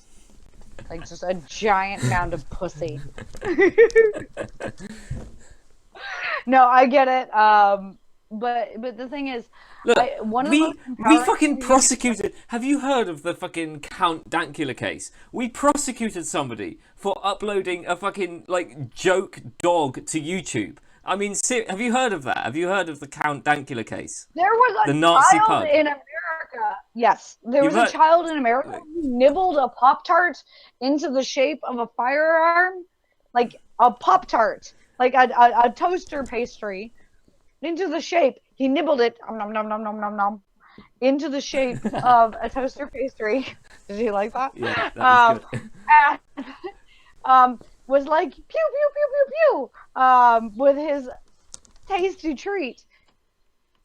Under our zero tolerance firearms policy, this child was permanently banned from public schools. Yeah, that's crazy. For nibbling a Pop-Tart. There's bullshit in both countries, yeah. But the point is, like, I don't fucking want to get prosecuted, okay? I'm sorry if that makes me a mound of vaginas. Yes, but I mean, it is a small mountain of vaginas that no one would ever fuck, but whatevs. Also, drinking weakens your immunity, and I don't have a spleen, and I'm in Mexico right now, and I like the cavalier attitude, which I have adopted. What? Hang on. Nobody told me that drinking weakens my immunity. I'm a fucking hypochondriac. This is not good for me. Oh, I mean, shit. I should be... I assumed you already knew that. I actually had a conversation entirely this morning with my traveling companion about the fact that you must know that alcohol weakens your immunity. It's only for like a few hours. It's fine. I didn't know that. And And as a hypochondriac, let me just say this. I mean, I should be really concerned at this point, but I'm just not for some reason. You are otherwise, yeah. Well, first of all, that's booze. Second of all, you are otherwise completely healthy. You're gonna get the flu at worst. At worst, Have you ever it's had the fine. flu? The It's flu? fine. Whoa, whoa, whoa, whoa, whoa! Wait a minute. I have had the flu. I You're have had the going flu. to get the I don't flu have a at spleen. worst. It's I'm fine, missing right? organs. Hey, I've had the Yeah, flu. yeah. Like for one day, you'll feel poopy. That is bullshit. Listen, I've had the flu, and it was literally the worst experience of my life. Like, I mean, it's all. Have you ever fucking had the flu? People who say things like, "Oh, That it's just the doesn't tell flu," me anything they've about the never. flu. That tells me everything about your life and how good it's been. The The flu flu. is the worst experience of your life. It's That fucking means you've lived a terrible. really fucking good life. I That get means that flu. you have had like nobody has chopped off any of your arms or like raped you or like fucking like put a finger in your butthole that you didn't want there. You have never consumed a substance that wasn't the substance you expected it to be. You've never been on fire. Like Okay, first of the all, the flu is the worst thing look. that's happened to you. Fuck yes. I Also, tried the you've frozen whole up. I tried the whole finger in the butthole thing, and it wasn't like, and it was no good, right? But it was nowhere fucking near as bad as the flu, right? I mean, and I get Yeah, flu but I that get flu was shots delicioso. every year. I get flu shots every year, okay? I think even if somebody put a finger in my ass and I didn't want them to do it, that would be better than the flu. In fact, I've got no doubt that that would be better than the flu. I had the flu. It's fucking. I thought I was gonna die for like 5 days. It was awful, That's right? It's because fucking you're a fussy awful, bitch. right? It is, no doubt. The flu is awful. But, like, if that is the worst thing you've ever experienced, what that tells me is that you've had a really good life. And, like, I'm happy for you.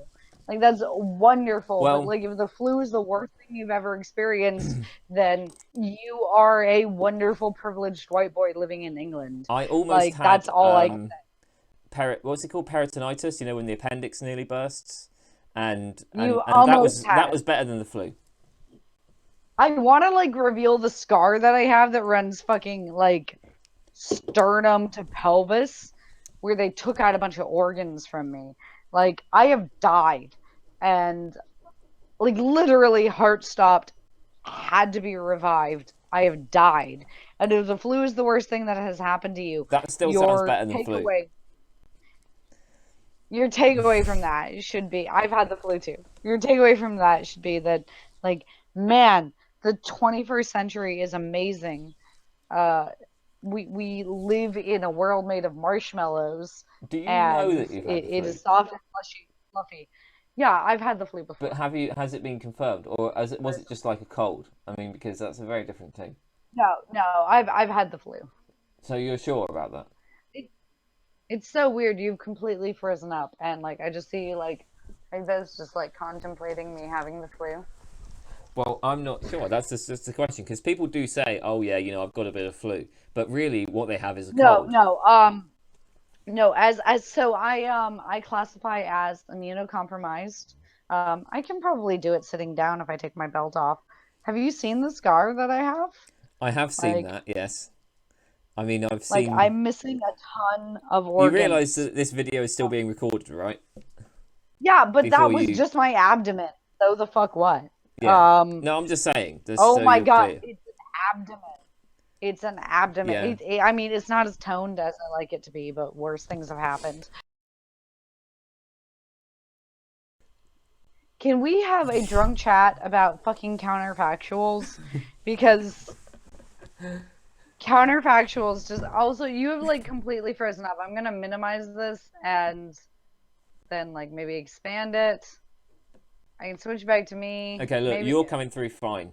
You're coming through fine I for can me. see you moving, but only if I just look at myself. So now I'm just gonna be looking at myself. And you're gonna be in the little window. For some reason, it just doesn't want to give me you. It's doing what it was doing before. I don't like it at all. Anyway, counterfactuals are fucking ridiculous. I don't know why people think they can work with them. I have some serious objections to them. First of all, like, recognize, motherfuckers, until you have something better than string theory, we live in a deterministic universe. That's number one. I don't Which think there's means any that justification for that claim, but you can carry on. because In there's fact, plenty of justification. It might not be sufficient, but it is justification. Nah, there's nothing. In fact, I don't think we can even make sense of the idea of the universe being either deterministic or indeterministic. I think that you can talk about a model being deterministic or indeterministic, but I don't think there's any modality in the world itself. Okay, let me adjust my claim. As far as we can tell, we occupy a deterministic universe. Are you okay with that? Would you accept, as far as we can occupy, or as far as we can tell, we occupy a deterministic universe? Well, as far as we can No? tell, we occupy both. I mean, as far as we can tell, we occupy an indeterministic universe, but I don't think that it makes sense. I mean, I don't think of modality as being a feature of the world. I think it's a feature of our models and our way of thinking about the world. I don't think there's any necessity or Can possibility anybody in the world explain to itself. me fucking modal logic, please? Because, like, fucking A, counterfactuals just really, like... Actually, I wanted to get back to the coronavirus thing, but I'm drunk as shit. So, I'm getting worried but about this because I feel like both of us have gone beyond the point where we're like no, we're I totally don't coherent. understand. I Fine. don't understand this because I feel completely normal, but I also feel like I'm not expressing myself in a very coherent way, and you don't seem to be expressing yourself in a very coherent way either. And now I'm worried because this was supposed to be drunk enough that we could have an interesting conversation, but not so drunk that it. Do you know what I mean? Right? Like, how far is this going here? Okay, that's the point. Well, the great thing is, it's just a random Wednesday, and we can do this as much as we want. And the worst thing that Yeah. happens is we delete Oh these God, files. this feels really Like, strange.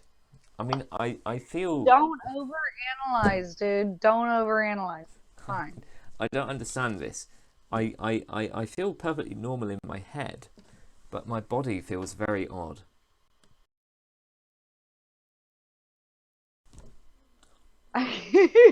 So you care Watching you is glorious. you care about suffering. You care about suffering I in general, but you're not partial. You're not impartial. no, I think the idea that impartiality is virtuous is fundamentally problematic. I don't know if Like, why? utilitarians say anything about virtue. Like, they don't give a shit about whether or not it's virtuous, do they? Not virtue in the Aristotelian sense, motherfucker, just virtue broadly. Like, good. I could say good virtue because I'm a well-educated philosopher. So, the idea that impartiality is good, um, I'm not necessarily on board with. I think some degree of impartiality could be valuable, but if you have like radical, total impartiality, then I think you find yourself in these. You end up with like you're a Vulcan, like, but not even a Vulcan because they couldn't conceive of impartiality. What is true 100% impartiality? You just don't care about anything. So I think the best example I have. Go ahead. What's the where's the kind of where's the moral requirement? Where does the moral requirement to care about suffering at all come from? Like, why would there be a moral? I mean, I understand if you personally just have an emotional objection, like you have, say, an emotional objection to suffering, right? But I mean, I don't, it right? It seems better that we don't suffer. I don't, for example, care about, say, the suffering of a fox, right? I just don't give a shit. Now you do, but like. Oh, they got little where's the moral? though. Where's the moral claim there? Where's the what am I doing morally wrong? How do you justify that? There's not. I'm a fucking error theorist. Why are you gonna put me in this position? You know. I don't think there's anything wrong with that. Like, you want to fucking like rape and then eat that fox? Look, I'm not raping. That's a fox, weird, but I don't know. It's fuzzy. That. And anyway, look, by the way, just so we're clear about this, right, there isn't actually anything... Look, even if you are a moral realist, even if you accept the whole idea of objective moral values, there's clearly nothing actually wrong with bestiality, okay? And the objections to bestiality basically amount to the same as the objections to... Yeah, it's just like when people object to homosexuality. Like fucking a tree or something. They're just like, I care deeply about what you do with your genitals. Because if you want to fuck a fox and the fox, like, for example, if somebody was to slather a load of, I don't know, pork fat on their penis and let a dog lick it off or a fox lick it off or something, like where's Why the don't you go moral with problem with peanut that? butter, where at least the pig is not dead? Peanut butter is Or a a much pig? better one. Okay, fine, peanut butter. We'll go with peanut butter. Hang on though, is peanut butter okay for animals, or is that more, because that seems Yeah, more like a yeah, no, human. no, peanut butter. No, peanut butter is fine. Okay, Ladies so apparently put peanut butter you on want their to put, bits, if and then somebody wants dogs to put a load of peanut butter on their gonna say genitals and let an animal lick it off, who the fuck cares? And like there's not even if you accept the idea of like animal rights, even if we morally should be concerned about the suffering of animals, there's no argument there. There's nothing wrong with that.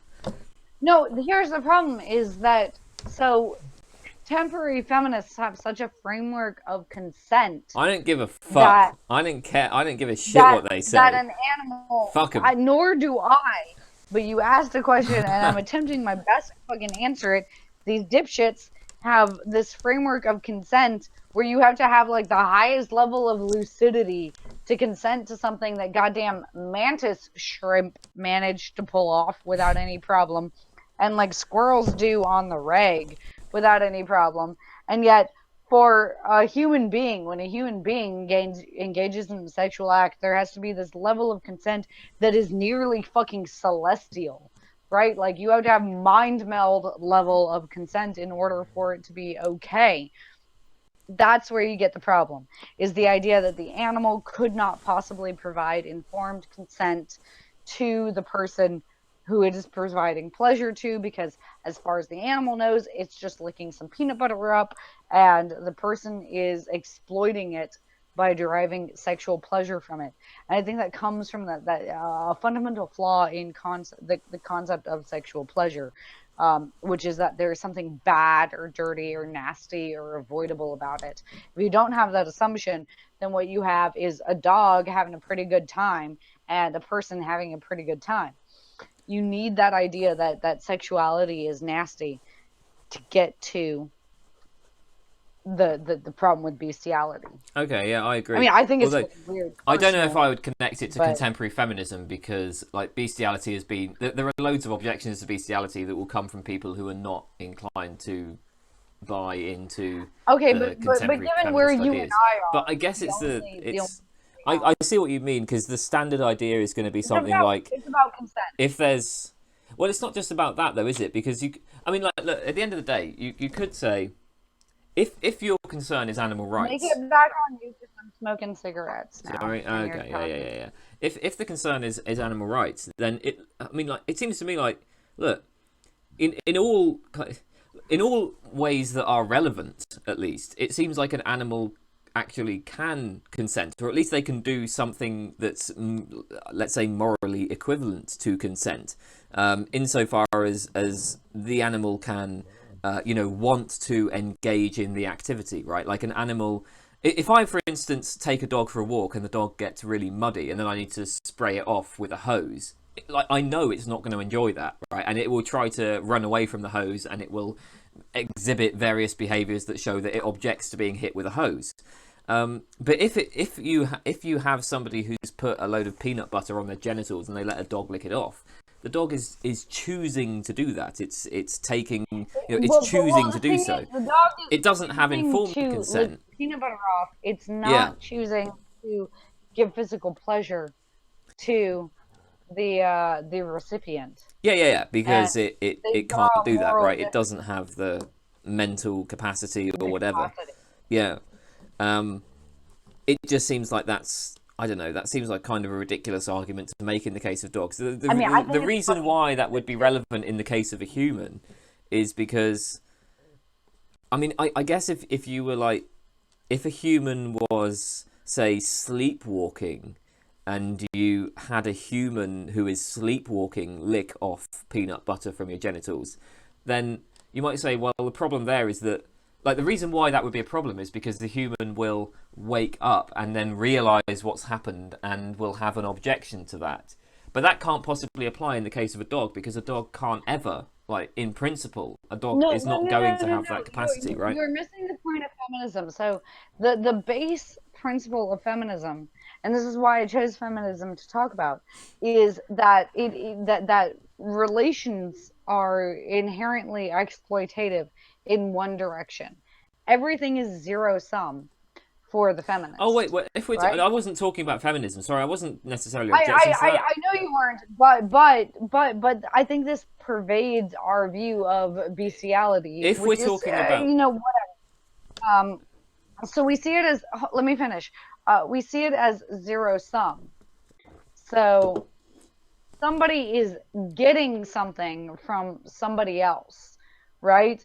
And the animal, not knowing that its labor of licking peanut butter, it has an additional benefit to this person, which is sexual pleasure, is distressing to these people because they see sexual pleasure as inherently problematic or inherently exploitative. And it doesn't have to be feminism. I mean, Marxism leans on concepts of exploitation as well. Tons of contemporary theories. Oh, I've lost my earphone. Um, Tons of contemporary social theories depend on the idea of exploitation. So the idea is that if you are getting a value out that the object of your value is not aware of, it is exploitative, therefore morally wrong. That's as best as I can parse those yeah, objections. I agree with you actually, but I would also add furthermore that if we're like taking the contemporary feminist point of view, there's another layer of bullshit that you have ignored, which is they will appeal Oh, there's to. more bullshit. There's more bullshit because there's the appeal to power imbalance, right? Which is that even under circumstances where there is informed consent, or where somebody is say where somebody knows all of the relevant consequences of the action, and I mean maybe I shouldn't say informed consent. Maybe I should say look where somebody is making an informed choice. Let's say where somebody knows all of the relevant consequences and they are choosing to do so. If there is a power imbalance, often feminists Like will object to that as override well. that, right? Well, I mean, that's I mean, I think that's encapsulated in the idea of bestiality because you have this thing that they Exactly. have deemed categorically incapable of providing consent, um, because of the power imbalance, right? But yeah, am Because I right about that? Like, there's definitely an appeal to. I really don't know how comfortable I am with making offense of bestiality, but like I just really don't care what people do with their animals and peanut butter. Okay, well, we don't have to talk about. Okay, we don't have to talk about that. I mean, if you don't want to talk about it, that's fine. But no, I'm I mean totally, pointing to I'm totally the comfortable power making a imbalance defense. is Just to be the clear, thing. this isn't even like drunk me talking. I think there's absolutely nothing wrong with bestiality. I think it's disgusting. I personally wouldn't engage in it, but I don't think there's Yeah. any moral objection to it at all. So Well, I don't give a we're both fuck. anti-realists, so of course, well, yeah, we're both anti-realists, so of course we are like that's a weird thing that you want to do, but I guess if you want to do it, I'm not going to stop you as long. Hey, I mean, for me, have you ever my heard? as long as you're not hurting anything, and like that dog seems happy as shit, so like I don't see the problem. Well, I This actually is the go broader further point. because I don't. I wanted to make a broader point, which is that you have to make sex inherently negative in order to get to that position that is a bad thing, that is exploitative. If you see sex as just a biological function, no different to consuming peanut butter, for example, then one person is engaged in a biological act, which is a biological sexual act, and another entity, which is, a dog or whatever, is engaged in another biological act, and they're equal and they're equally satisfying their biological desires. And I just don't get why people get super hung up on. Yeah, it has to be that these people are sex negative. It has to be that these people are saying that there is something fundamentally exploitative about receiving sexual pleasure that doesn't exist from receiving other pleasures. I've got so much that I was gonna like say. There were so many things in my head that I wanted to. Um, Put it on you and make contact oh with you. no! Right, one of them isn't even a philosophical point. It's just like a funny point, and so let's put that aside for now. I But want to. that, yeah, but there was another thing where this isn't a philosophical point either, actually. But it was like you were saying about how ultimately it has to come from sex negativity, and I remember talking to somebody who was basically standard feminist, right? And I was kind of objecting to the Me Too movement, and I was saying, like, this is just fucking bullshit. It's just like a combination of puritanical moralism with a complete absence of critical thinking. It's just a total witch hunt, right? And I was saying, like, even if these men have done many of the things they're accused of, it's not even a problem, right? And I was saying it comes from, like, I was saying to this person, your objections come from a sex negative point of view. And this person was like, no, I'm not sex negative. I love sex. I'm really sex positive. So then I gave them a list of various things. And I was like, well, how do you feel about this stuff? And it was stuff like, do you remember that bloke who had the shirt with the women on it? Do you remember that? And it was an astronomer or some shit, and he had a shirt with like naked women. Oh yeah, the guy with the yeah. No, I remember that very well. In fact, I posted a picture myself in a sexy bitch shirt that I love. Yeah. So I was like, well, that was one of them on the list. I was like, well, what about this bloke in this shirt? And I was like, what about the? I think it was like they used to have this thing in darts, and I don't watch darts, but apparently they used to have this thing where they would have like darts girls, where they were women in skimpy clothing. And I was like, so how do you feel about this? How do you feel about like page 3 of the Sun? So page 3 is it's the Sun is a newspaper. I know about the Sun. Oh right, yeah, well but yeah, it's I mean like the Sun is like fucking bullshit. And the best thing about the Sun was page 3, right? That was like the only good part of the Sun, okay? But that was the part that feminists fucking objected to. So anyway, I gave them a list of all these things. I was like, so how do you feel about all this stuff? And they were like, and basically they responded with like, yeah, that stuff is terrible for these reasons. And I'm like, well, your position it's basically somebody saying, oh yeah, I'm really in favour of free speech, except all of this speech that bothers me, right? That speech I want to fucking ban. That's what you're like. You're not sex positive at all, right? If you're objecting to all this stuff, how the fuck can you call yourself sex positive? Fuck you, And so you're just your particular shit positive. Yeah. It's infuriating. It really. It's moralizing. It's just moralizing. It's saying I have this value, and those who do not share this value are doing it wrong. And when people interfere with my personal prerogatives, that's fucked up. But when I interfere with other people's personal prerogatives, that's an ethical act. And it troubles me profoundly. I had a point I wanted to make, but because we were drunk, it's going to take me a second to get back to. Do you want me to give you the funny thing that I had in mind? I do want the funny thing. Okay, so somebody once asked, this was like a thread on some forum online somewhere, and they were like, would you rather fuck a pig and nobody knows you fucked a pig, or not fuck a pig and everybody thinks you did fuck a pig, right? Do you get that? So it's like, yeah, you don't fuck it, but everyone thinks you did, or you do fuck it and everyone thinks you didn't. And I was like, well, the answer to that's obvious. Obviously, I wouldn't fuck the pig, right? Because, first of all, I don't want to fuck the pig. Really? And secondly, because I'd actually rather spend my time around the sort of people who wouldn't give a shit if they thought I did fuck a pig, right? So not fucking a pig and having everybody think I have fucked a pig, that's totally cool with me. Nobody know you fuck a pig. Okay, so I think you glitched out for a second. So it's you fuck a pig but nobody knows. Yeah. Or you don't fuck a pig and everybody thinks you fucked a pig. Yeah. And you went with you don't fuck a pig but everybody thinks you fucked a pig. Yeah, that's an easy one for me. But I just don't see it as it's not a no-brainer for me because I don't particularly care with regard to sex. At worst, this is 30 minutes of your life. And when you calculate the length of your life, 30 minutes is not even a drop in the bucket. So why am I supposed to care about that? I struggle to give a shit about that. It'd be horrible though. Come on. Undoubtedly. Fucking a pig. I mean, it'd be horrible. Yeah. Undoubtedly, it is gross.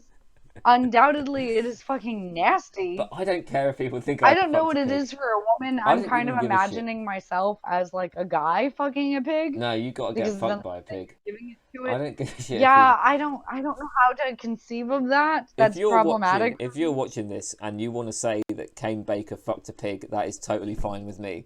You know, David Cameron, who used to be our prime Yeah, minister, I just there was a story that came out about David yeah, Cameron, and they were like, "Oh, David Cameron fucked a pig once when he was a student," and I just thought, who fucking gives a shit? Like that is the one. That's something that nobody should care about.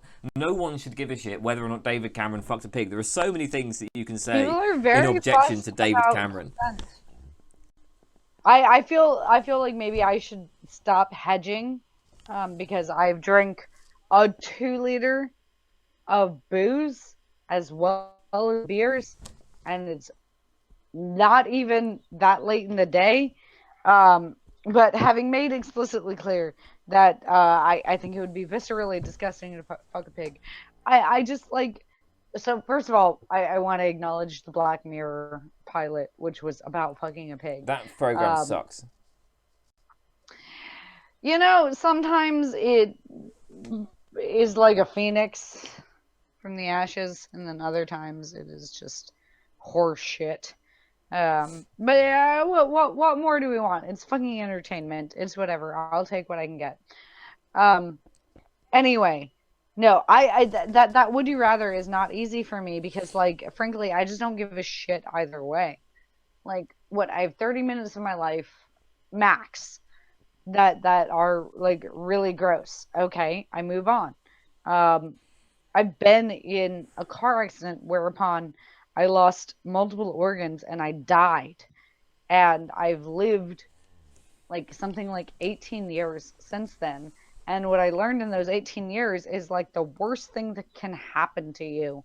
And it just goes away. Because that is the nature of being a temporal being, is that shit just goes away. You're just like, I don't care about this shit. Like it's so far removed to me, it feels like it happens to a different person. So whatever, you fuck a pig, whatever. It's 30 shitty minutes that are really gross. Or you don't fuck a pig and everybody thinks you do, and you don't give a shit about anybody else. So I that also reckon. doesn't I count. reckon Like I it's could get not a fucking. hard would you rather for different I reasons. reckon I could get fucking a pig done in 5 minutes. I don't know why you're extending this to fucking 30 minutes. I mean, Because you made me be a girl for it.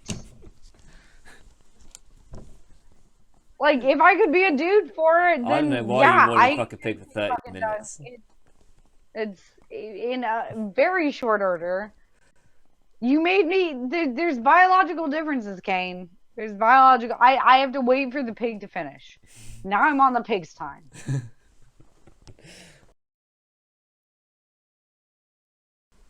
That's a life well lived. We started this by talking about the good life.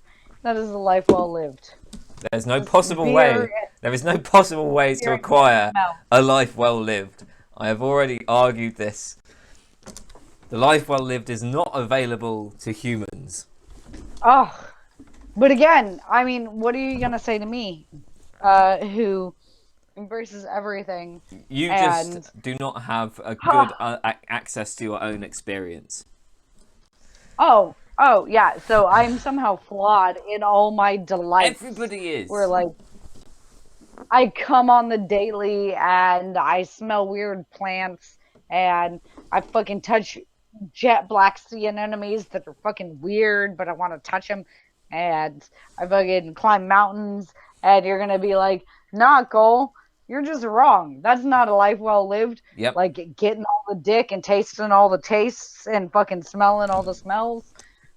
Yep. Maybe not. Maybe not. And also teaching hundreds of students a semester just critical thinking, like the basics of critical thinking. But That's not a life well lived. You've done nothing.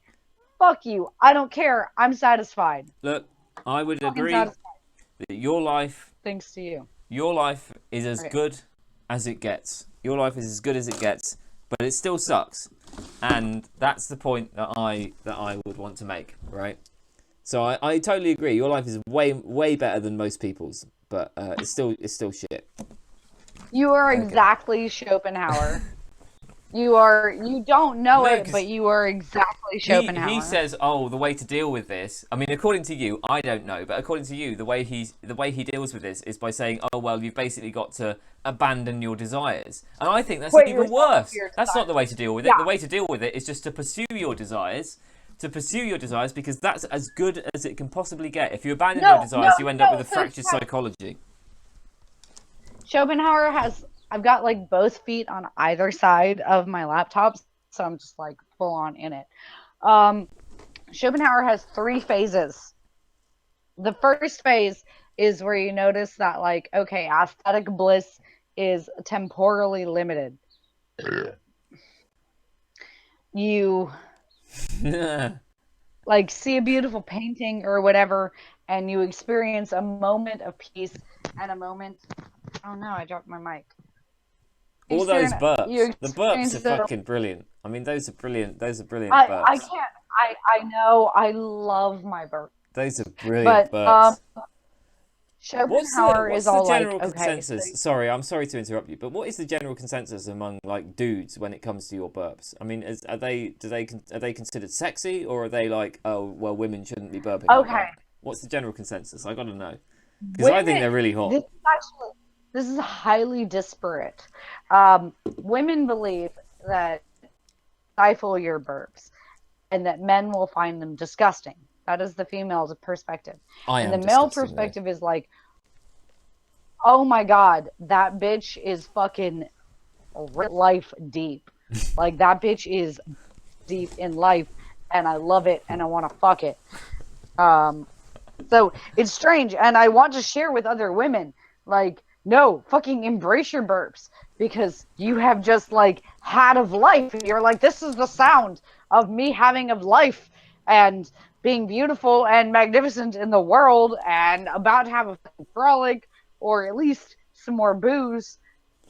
It's just it's an auditory effect of my physical state. And men seem to appreciate that, and women are self-conscious typically. Not all women, of course, because we're not the Borg. Um, Women typically are like afraid of their bodily functions because we're meant to mask them or hide them or something. But I think that's a myth entirely propagated among women and by women. I've never had a man respond negatively to my burps. You were talking about Schopenhauer before I made you talk about burps. Oh, yeah, yeah, I was talking about Schopenhauer. Look, he points out the the satisfaction or the peace, the absence of the restless striving you experience in aesthetic pleasure is temporally limited, and that's why he moves on. But I don't know that he is entirely right. Like, that may have just been a psychological point, not a philosophic point. Like, for Schopenhauer, that may have been temporally limited in a way that it is not for all of us, because I derive aesthetic joy from so much at all times. And when I stop deriving aesthetic joy from so much at all times, like, maybe I eat some psychoactive chemical. Um, and it revivifies my delight in the wonders of the world. Like, right now, I'm looking at a little yellow tropical bird taking nectar from a fluorescent pink flower, and there are at least 7 of them, and oh, it's right there, and I don't know how I'm supposed to feel like life is restless striving or that pleasure or satisfaction is impossible when I feel it so regularly. It completely castrates Schopenhauer to just enjoy life. I have no response to him other than my own experience, which is like, Schopenhauer, sometimes you're right, but like, I get the restless striving. Like, I Yo, feel it. I Like, I just feel a compulsion to build and make things, and then, like, when I'm done, it's on to the next thing, and I get that, and I hear you. But also, like, have you seen a little yellow bird drinking nectar out of a fluorescent pink flower? Because it's fucking lovely. It's amazing. look, dog. I don't agree with Schopenhauer anyway, so you know. But like I I think said, I nobody can't. fucked Schopenhauer was the problem. Like he never got balls deep. I can't, what can I say about it? There's nothing I can say about that. I'm just talking about really, when I talk about how the good life is inaccessible, I'm just talking about myself because all this shit that you love and that brings meaning and satisfaction to your life is totally inaccessible to me because to me, watching a bird, I'd be like, yeah, that's a cool bird, but it doesn't last. It's like, okay, yeah, it's a cool bird, and stuff like going to the beach and sitting on the beach and feeling the sun and drinking stuff and being like, oh, that's great. That would do nothing for me, right? It's like this state at the moment, right? This is weird because I can totally feel different. I mean, there's something different about this, and I'm not entirely sure how to It's express exactly what it interesting. is, right? It is interesting, Is but being drunk. it's not particularly positive. I mean, I have no desire to do this again. I completely agree with Schopenhauer. I completely agree. You and I are completely on the same page with regard to that. Life is restless striving, and it is painful. Wanting what you cannot have and then getting it and then not enjoying it is a an act of suffering. I Yep, agree. It yep. deep discomfort. That is the greatest of And discomforts. that's all We, it. we, That's we all it have a is. need that fundamentally cannot be fulfilled because of the kind of animal we are. But hang on a And minute. I Let me. completely agree. So with Schopenhauer, right? I mean, is it because what a lot of people will say is, well, the way to solve this is to stop pursuing the hedonistic pleasures and start pursuing what Mill might call the higher pleasures, right? Mill tried this fucking bullshit where he was like, oh well, we can distinguish higher pleasures from lower pleasures, and higher pleasures are the intellectual pleasures, right? So pursuing something like philosophy, right? That's the way to solve Oh, this, okay? Because that brings you beautiful deeper, bitch. longer You lasting beautiful bitch. satisfaction. I mean, what does Schopenhauer say about that sort of thing? Is it This is stage number 2 for Schopenhauer. So first, the philosopher discovers that he can find some satisfaction in aesthetic pleasure, right? Which is hedonism, maybe, or something like it. Maybe you're looking at beautiful art or whatever. yeah. The second stage is one who is like, well, look, I see all this suffering in the world. I can do something to alleviate it. I can bring about like these higher pleasures and significantly reduce suffering. He refers to these as the beautiful souls. Nietzsche also does this, the beautiful souls. Um, I feel like the translation, ooh, I fell off my bed. I feel like the translation for Schopenhauer is like slightly different, but it is essentially Nietzsche's beautiful soul. And they do not mean that in like a loving way. Like, beautiful soul is fucking sarcastic as shit. It's like, oh, look at you thinking you can make a fucking difference. Um, how naive is that? Because look, if everybody had like food satisfaction and housing satisfaction and like genital satisfaction and all these other things, our essential nature would still be the will, right? It would still be the will. And the goddamn title of the Schopenhauer text is "The World as Will and Idea," right? It is all about this will that its intrinsic nature is fucking restless striving. So you have all the food you want, you have all the house you want, and you have all the fucking pussy or dick you want, and water also probably is important. I've forgotten about it because I am very drunk. But you have your basic needs met. Uh, all the same, the beautiful soul should then, having brought this about to the entire universe of human minds, recognize that actually people are still experiencing suffering because they are still striving for the next thing because we're fundamentally incapable of just like accepting or being at peace with the thing because with our lives as it is, even once these basic needs are satisfied, because we are a striving sort of creature. So the only and then you enter the third phase, which is the phase where you're like, well, if all I do is strive, then I reject striving itself, and I'm not gonna fuck, and I'm not gonna eat, and I'm just gonna wither away and die. But have you seen Schopenhauer? Like, I feel like nobody fucked that guy. I would have railed that guy, and we would have a different state of philosophy today. At least with regard to Schopenhauer. Um, so anyway, yeah. So your second stage is the stage where I can't put the bottle lid back on my booze. The second stage is what you're describing, where you start trying to like make things better, and you realize that this is like a fundamentally fruitless endeavor Yeah. because it's not a matter of having basic needs met. It's a matter of our nature, of not just our nature, not just human nature, but anything that holds together, um, needing a will to persist in time. And it has to be a forward looking son of a bitch. I feel like actually I talk about Schopenhauer quite well Hey, I've while very enjoyed drunk. this, yeah. The reason why I am skeptical, the reason why I am skeptical of anarchism, right, is because I hate mob mentality, and I hate mobs as much as I hate the state. And I feel like the minute if you try to structure a society in an anarchistic way, you end up putting your trust into mobs, and that's why I can't go all the way to anarchism. That's why I at least have worries about it, because I want something to fucking suppress the You mobs, which I see my fucking hate. fucking black and gold? Yeah, it's just a mob. It's mobs. That's all it is. That's what you're going to end up with. You're going No, to end up with mob that's not mentality. pure anarchism. I mean, it's ANCAPs, which have gotten real gross lately, and I wish to disaffiliate myself from. Um, but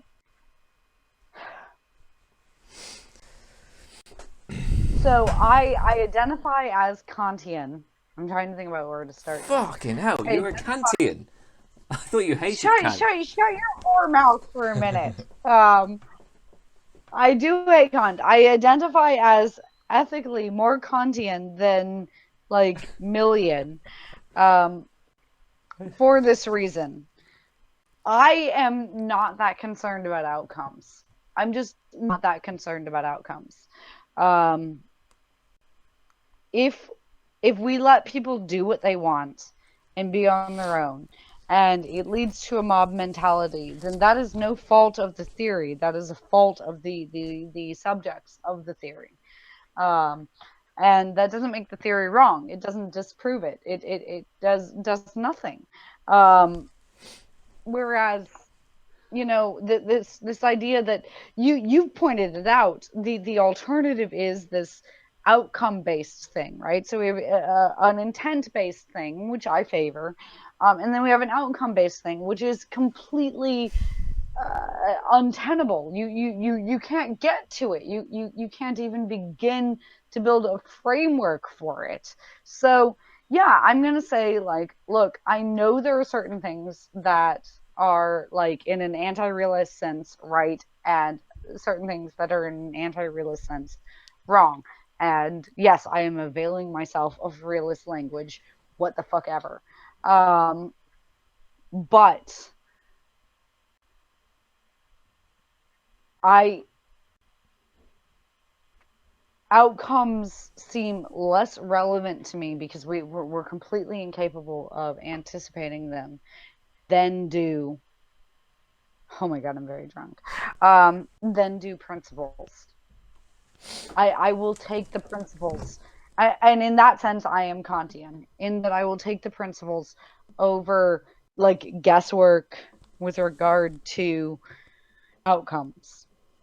At least with the principles, I've got what I've got, you know? Yeah. I'm going to contradict what I said earlier, because I think that... Did I persuade you? No, you haven't persuaded me, because it's just that I worry that I might be landing myself in a kind of epistemic tension where I'm about to commit myself to a position which is in That's what tension being drunk is about. with my position with I've respect got to a bum. utilitarianism, because I kind of think, like, no, I mean, we know enough about human behavior to know that people just do form mobs, and that mob mentality is going to end up infecting, and it's going to end up It's going to be the rot. It's happening. It's going to be right now. there's a These rot at the motherfuckers heart of wearing any kind of masks. anarchist society. I think we know enough about human behavior to know that. You're attempting to anticipate outcomes, and I think that is a futile endeavor. No, I mean, I'm just talking about what's already happened throughout all of human history. You know, I mean, like, I think it just is. You know, you look at human societies in the past. You look at human behavior today. You can see people engaging in mobs. You can see witch hunts. I mean, can you imagine? If you gave the fucking Me Too movement like power in a particular area, like absolute fucking power, which is what they would have if you had an anarchist society. That is totally what could happen, right? In some, you could have in this village. No. You could. No, somebody would just like slap them once, and they'd be like, "Oh my god, this is horrifying. I don't like being slapped," and then they'd shut up. No. It's only the protections we afford them that allows them to be such cunts. Way too optimistic. I think you're way too optimistic about it. Well, I will raise a glass to that. Will you? Okay, fine, but I've already probably had too much.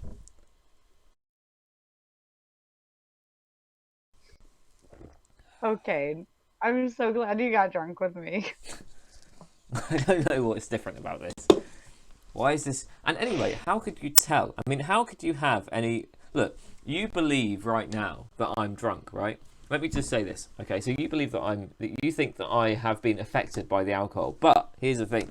It could be the case that I've just been drinking water in cans of alcohol, right? And how could you tell the difference between me drinking alcohol and me drinking water in cans of alcohol? How could you tell, especially given the fact that you've been drinking alcohol, so your rational capacities have been reduced even more than usual, right? So you're in less of a good position to judge whether or not I've been affected by this. So do you see what I'm saying? You asked me a question. I assume that it was not rhetorical. It's a serious point. And I am going to attempt to answer It's a serious point. It's a serious question. Yeah. It was not rhetorical. Yeah. So you experienced significant trepidation about drinking those alcohols. B, I heard them open, which is a sound I know well. That is not a sound that pure water would make. But that is not the nature of the question that you have asked me. So I suppose you could have been like in a clandestine fashion, like dumping them out and filling them up with water. Or you could have just been saying you were drinking when in fact you had like tongued the opening and have closed it, etc., etc. That being said, you seem much more amused. Your body language has completely changed. You are so much more giggly and affable, and this is delightful and has gone on for way longer than I anticipated it going on for. And you're also. While you might not be a fundamentally honest creature, you are a fundamentally inquisitive creature, and you have approached this with an inquisitive posture that I do not believe you could falsely reproduce if it had been water. So there you go. Thanks. Yeah, that's a good explanation, and that explanation, I'm sure would be convincing if we were both sober. But the problem is, I don't know whether or not what you've said is like actually a good argument, because I've been affected by this. Deep, right? You got like two of my reasons deep, and then like the other ones you're like, oh man, a thing's happening I have to pay attention to. What? No. It's just this thing. How can I tell? I mean, look, I'm sure that if I was to evaluate that argument in a sober mindset, I'd be able to say yes. That's a good argument, shit. but because my rational capacities have been reduced, I don't know whether or not that's a good argument, and the reasons that you're appealing to, right? How could you know whether you've actually evaluated those reasons correctly, given that you're drunk? Like you say, for example, that my behaviour has changed. I mean, I personally don't think that my behaviour has changed. I think I'm being the same as I usually am. I don't have a chair. How do we tell? Who's right here? In your chair, you've done this number. You've been like, I'm back. This is the most I can mimic it. You have full on just been like, oh shit, bitch. Look at me recoil. I've known you for months, for like quite some time. And I've never seen you just be like, and this is my slouch. Yeah, I don't think that's a good reason to. Well, okay, fine.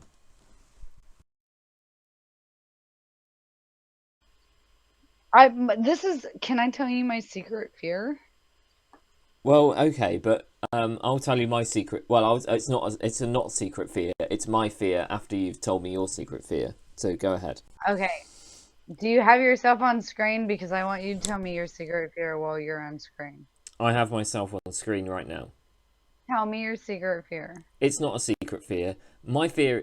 Look, I don't know if this is even relevant to what you were saying, but if we're talking about something like the coronavirus, the simple fact of the matter is that I don't know any fucking thing about the coronavirus. I'm not an epidemiologist. I literally know nothing about this. So I don't know why anyone would listen to what I've got to say about it. So, like, that's it, right? I mean, you know, I don't know what I'm talking about, so that's why I'm not really prepared to talk about this. How can I conduct an analysis of this if I don't really have access to the empirical information? I mean, I don't know what I'm talking about. Do you want to go ahead with your secret fear?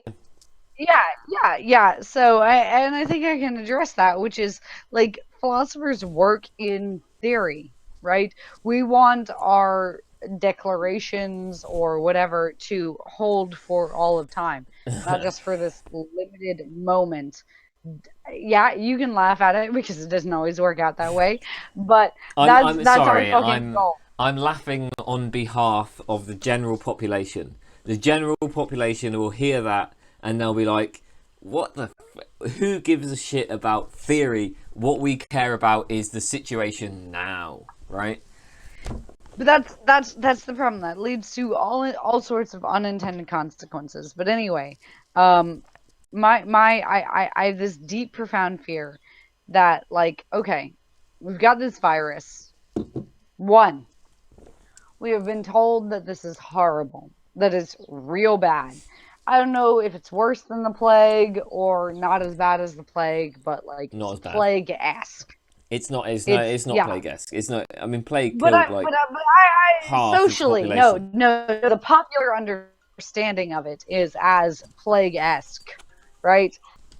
Anyway, so we're told that this massive threat exists, and these truly draconian measures are being taken by Western state governments, where people are essentially being imprisoned.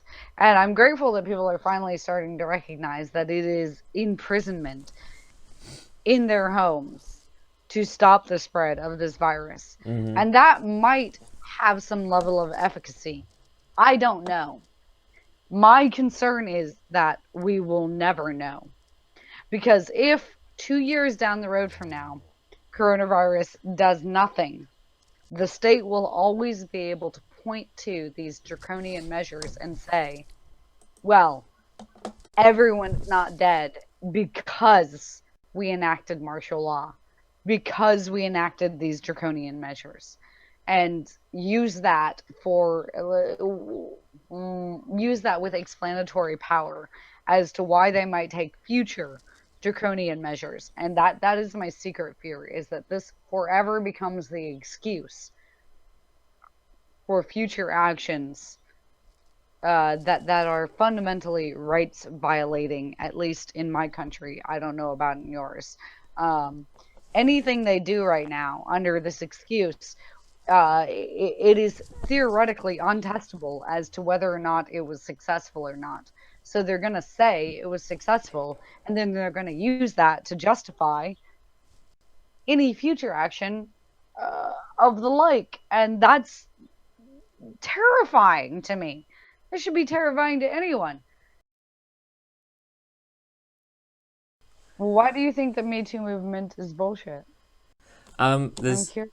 okay. There's two. I guess broadly speaking, there's two reasons. One Put it reason. on you now.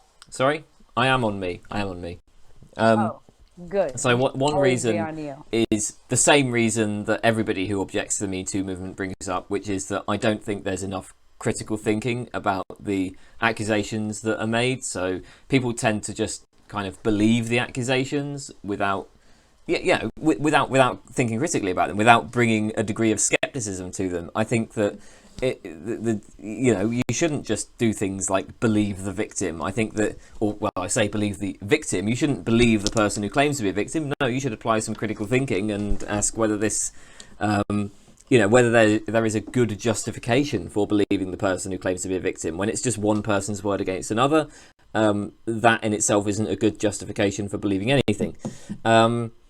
But that's a point that many people bring up. I think the more fundamental point for me is that I just don't think that it's actually like a problem. Like, I think that many of the things that people have been accused of are just not actually bad. Like Louis C.K. I don't think Louis C.K. did anything wrong, and you only get to the claim that he did anything wrong by having what is, in my opinion, fundamentally a sex negative sort of attitude. And what people always appeal to, and I think I was going to bring this up earlier, and for some reason we didn't bring this up earlier, but it's this power imbalance thing. And power imbalance, let me tell you this is the most bullshit fucking argument that I've ever heard in my life, is when people bring up, oh well, there's a power imbalance, so that somehow undermines consent. That is total shit. If you think that a power imbalance undermines the ability to give consent, then you would have to say, for example, that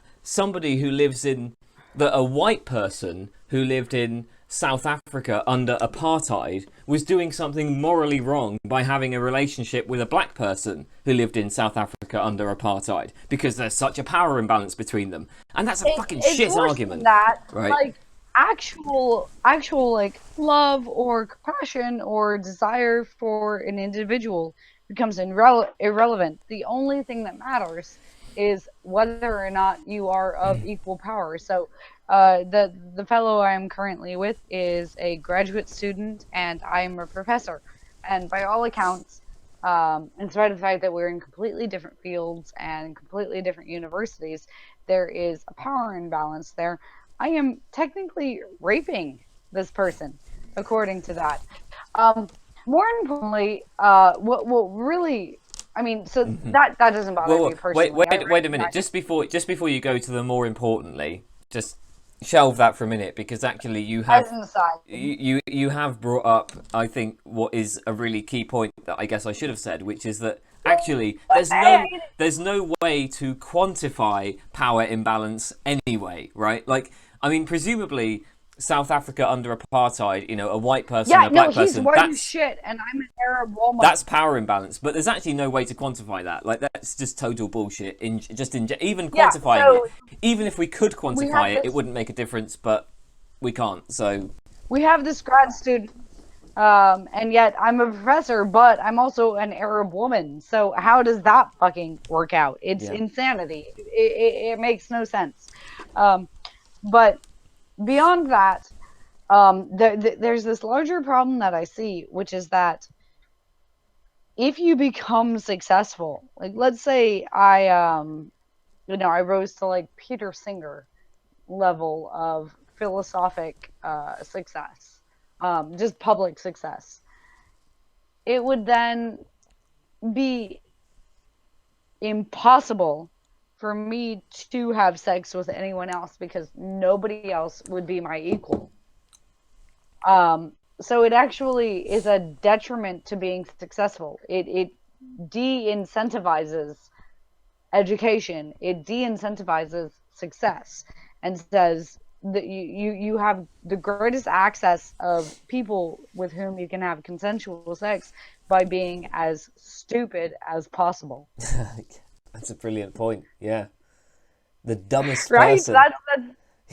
Yeah, the dumbest person is the person who can have sex with the greatest number of people, and like, that's insane to me. The more I better myself, the fewer people I can have sex with, and that's fucking insane. Except for these random products of birth, which are irrelevant. You're a fucking idiot if you think that, if you buy into that power imbalance bullshit. I mean, serious, what? That's such a good point. I mean, and like, I like Marxism, but like what feminism has taken from Marxism is essentially that point. So the Is better it you that? But become, it's not. It's the not. fewer people you Don't can fucking interact with. don't put that on Marx. I mean, Marx had a very specific definition of what counts as like a class and what counts as exploitation, and the way that the concept of exploitation has been extended by contemporary feminism is like just way beyond anything Marx had in mind, isn't it? I mean, I'm not a Marx scholar, but I feel like Oh they've yeah, no, just they've extrapolated yeah. beyond fucking recognition. But like I see like Aziz Ansari and like Louis C.K. and these are successful people, yes. But if they had done those exact same activities that they're accused of doing whilst being bums, it would be fucking fine. So their only flaw, the only mistake they made, the only moral wrongdoing they'd made, appears to have been being like good comedians. Like that's why what they did was wrong, and that's fucking crazy to me.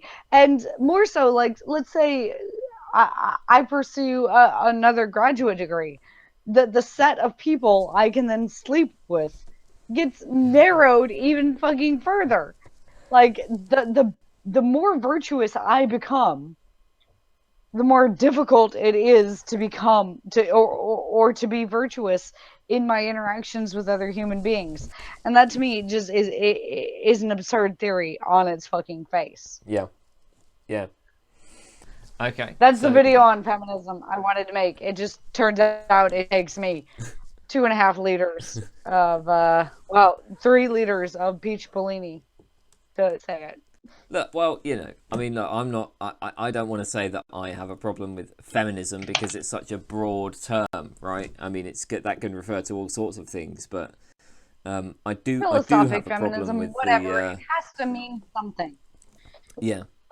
This is one of the things that It kind of has to pisses. mean Here's the thing. Here's something that really pisses me off about like feminists when I speak to them online is that I will raise these sorts of objections and they'll say things like, well, look, feminism is just the view that men and women have equal rights, and don't you think that men and women should No, have equal that's rights? egalitarianism, you dumb bitches. But here's the thing.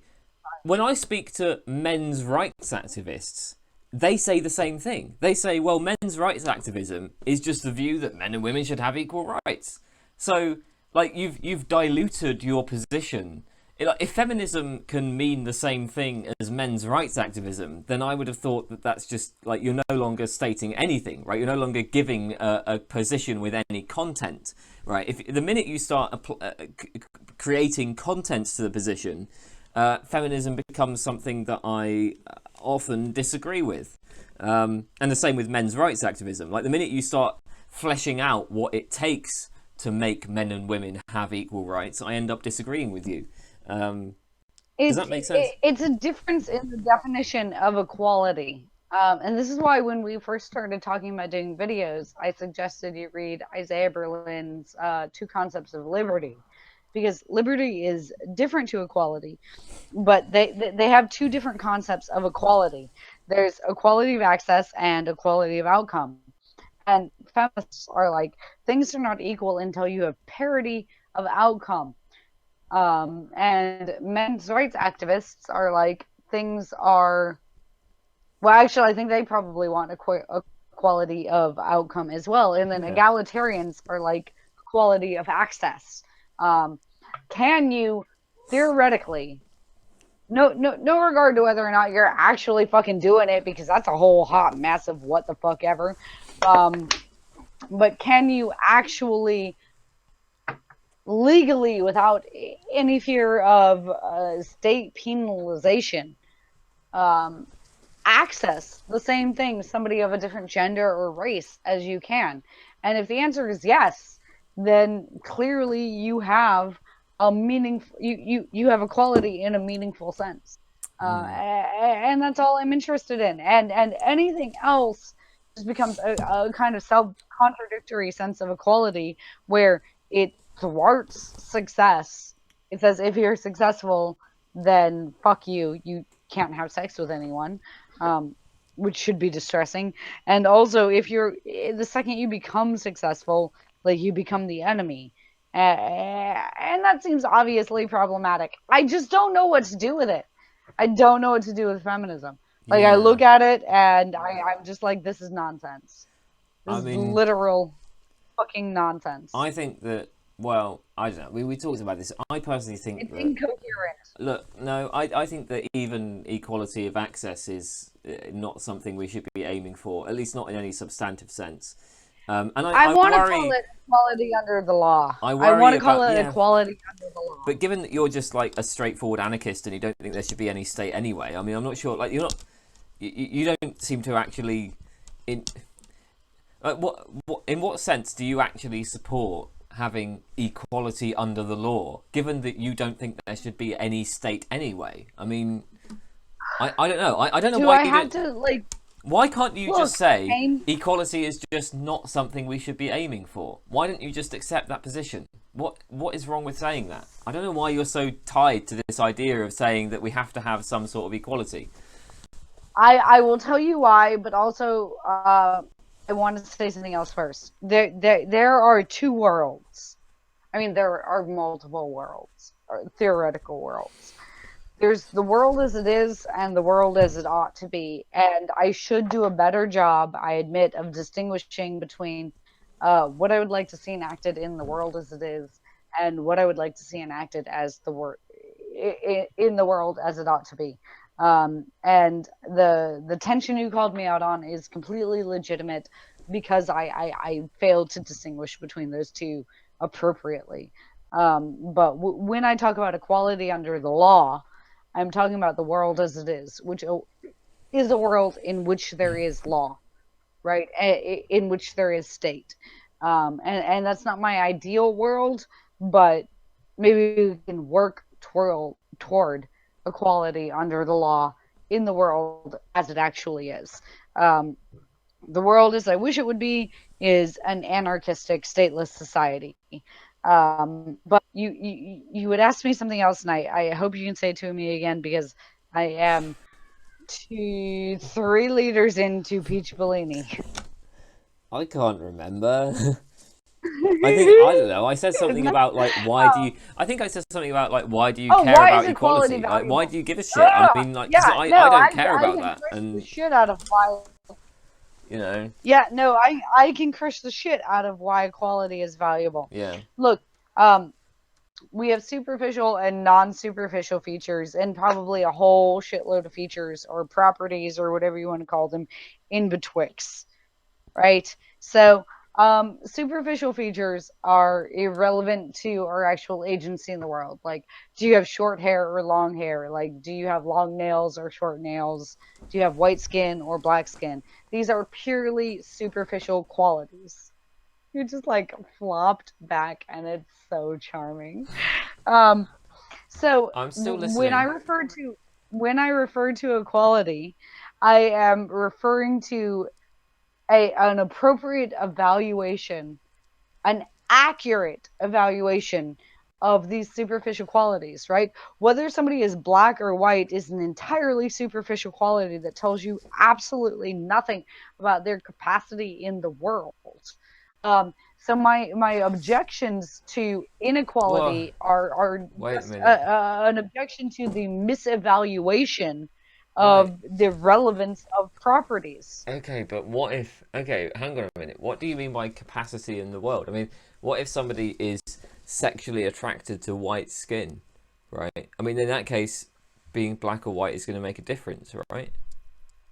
Like what? Yeah, sure, but I guess I'm predominantly concerned with like at Okay, a social level. so I get it. So if so, is your thought well, like if you're doing Like, it would say be inappropriate to say a black person cannot do the same thing a white person can do because that would be an inappropriate evaluation no, I of don't agree that with that. quality. I don't. Well, the skin quality does not determine somebody's capacity. No, I don't agree with that Obviously, it's because look, capacity. look, just as a simple fact, if you are so if somebody is more attracted to black skin than white skin. I was talking right? about capacities to, like, I don't know, build a fucking sandcastle. Okay, fine. So if you have specified the capacities, fair enough. But like one of the capacities, so one capacity is, say, attracting this person, right? So attracting, I don't know, Arnold Schwarzenegger. Now, if Arnold Schwarzenegger is more attracted to black skin than white skin, then that's obviously a property that's going to make a difference to your Definitely capacities, likes right? Hispanic ladies. Have you Well, seen look, his illegitimate that's Hispanic yeah, child? okay, It's fine. like a little Mexican Arnold Schwarzenegger. It's bizarre. I'm just That person making a general is point like a here. You get the Mexican general point, Arnold right? You get the point. Schwarzenegger. I get the point. Yeah. Anyway, go Okay, ahead. so fair enough. So let's say you're talking about a job, right? Like teaching philosophy. Now, in that case, you might want to say, well, your ability to communicate philosophy does not depend on having black skin or white skin, right? Like your ability to function as a Yeah, philosophy professor, say. irrelevant Yeah. factor. Now, first of all, one problem with this is that it's not obvious to me that it actually is irrelevant, because if you have a bunch of racist students, then the very fact that those students are racist may well interfere with their ability to learn from you. Like if the students end up disrespecting you because of your skin color, then that's actually going to have an effect. But let's put that aside. Um, I don't want to put that aside because that's like well, descriptively hey, I mean, true, I'm just trying to but give but more we're ground to also your trying to position. get analytic. Look, I'm So just. while But it is can I just descriptively state true what the that main important point is, right? The okay, important point go is for this: it. if you do not recognize any kind of state, and if you're not allowing any kind of protection, right, for say, like if you're not allowing the fact that you're going to have a law against racial discrimination, then in what meaningful sense do you actually have equality of access, right? Like if you're going to say, well, you know, it's ultimately up to the employers to just employ whoever they want and there's no rules against that, then how do you have equality of access? You have, I think, misunderstood me. I am again, yeah, no, I fucked this up. I need to talk about, I need to distinguish between when I'm talking about the state and when I'm talking about individual action.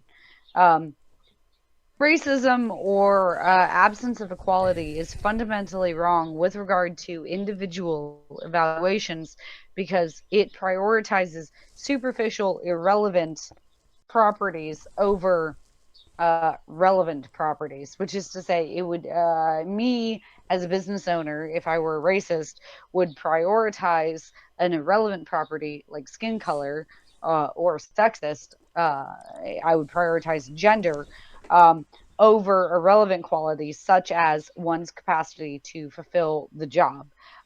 With regard to the state, um, I don't know what to do with it. And I'm happy to admit that. But the reason I think equality is valuable is because I think it is descriptively accurate with regard to the fact that these superficial qualities have no impact or import on one's capacity to complete a task or um, expand a field. Okay. Does Yeah. that make sense? No, So that makes sense. Yeah.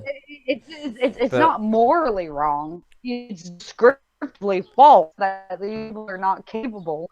Like, you know, X group, like purple people, are not capable of doing A, B, and C, right? And if that's descriptively false, and you hold that belief, then that descriptive falsehood means that you are wrong, and you need to correct that position. And that is why I hold that equality is virtuous. no. I think you can't derive the normative claim Kane, because I you. have to pee so bad. Okay. Well, do you want to look? Here's the thing. Let me just be very clear on this. Right. The reason why you can't derive the normative claim is because Okay. it's totally acceptable. Right. If you're a moral anti-realist, at least, it's totally acceptable for somebody who just arbitrarily say, "Well, I prefer white people." Right. And there's nothing you can say against it. You can't say They that's can say wrong. I prefer, Right? but they cannot descriptively back that I up. agree. I agree. It would be totally arbitrary, but there's nothing wrong with arbitrariness. And if you're a moral anti-realist, I think you're going to end up with arbitrariness no matter what you do. if you're a moral anti-realist with regard to morals, yes, you will end up with arbitrariness. But with regard to descriptive fact, such as one's capacity based on one's gender or skin color, you will be factually wrong. So you What? still get to Not an if you're making a anti like normative claim. bigotry position from anti-realism You wouldn't be factually because it wrong if is you're making a descriptively normative claim. false. You'd only be factually wrong You if would you were be saying, factually wrong, not in your position, but in the belief that these people were less capable. yeah, if you hold a belief, but you might not. You might just say, Yeah, no, I if don't you're give a just shit like, I about don't know, that. I have weird tingly feelings about like fucking green people, then yeah, whatever. You follow those weird tingly feelings. I have nothing to do with that. But if you actually hold a belief that these people are inferior in any demonstrable or descriptive way, then you are actually incorrect.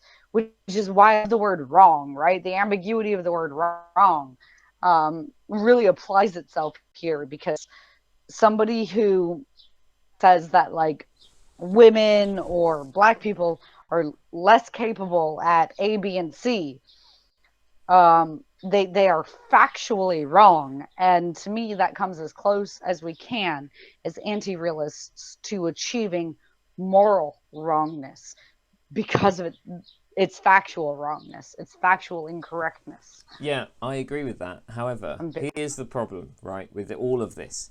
I have completely forgotten what the point I was trying to make was. I don't even know how we got to this point in the conversation.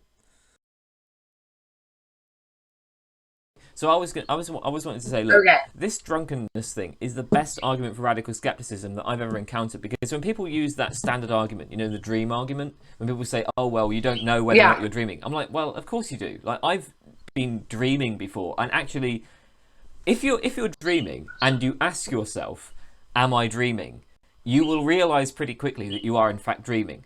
And there's a radical distinction between dreaming and waking, because when you're dreaming, you're just not engaging in any kind of rational thought process. The minute the rational thought process starts, you realize that you're dreaming, right? I mean, I don't know if you've ever had this. I've experienced lucid dreams before, and for me at least, I realize that I'm dreaming, right? The minute I start thinking critically about stuff that's happening, I realize I'm dreaming. Now, this is different, because right now you're telling me that I'm different. You're telling me that I'm acting different, that, you know, I guess you'd say that I'm expressing myself differently. You can see the It's drunkenness, mild. right? Yeah, it's mild, but you were drunk. But I do not feel any different at all in my mind. I feel a bit dizzy in my body, that's all. So there must be some, like, I must be evaluating things incorrectly, and that to me, that does disturb me quite a lot, you know, because it's like, well, okay, how do I No, know I'm evaluating things correctly when I'm sober, right? the way Because this I like feels to think normal. about it is almost like, I mean, I think LSD has taught me a lot, and I like to think of it in terms of prioritizations.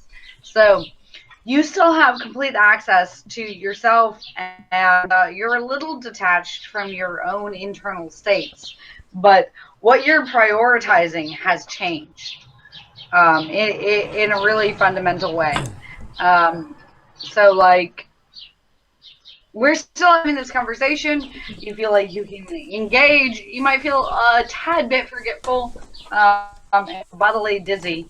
Um, but what is going to grab your attention, and what you're going to want to respond to, and how you're going to explain it is going to be modified by the substance you have consumed.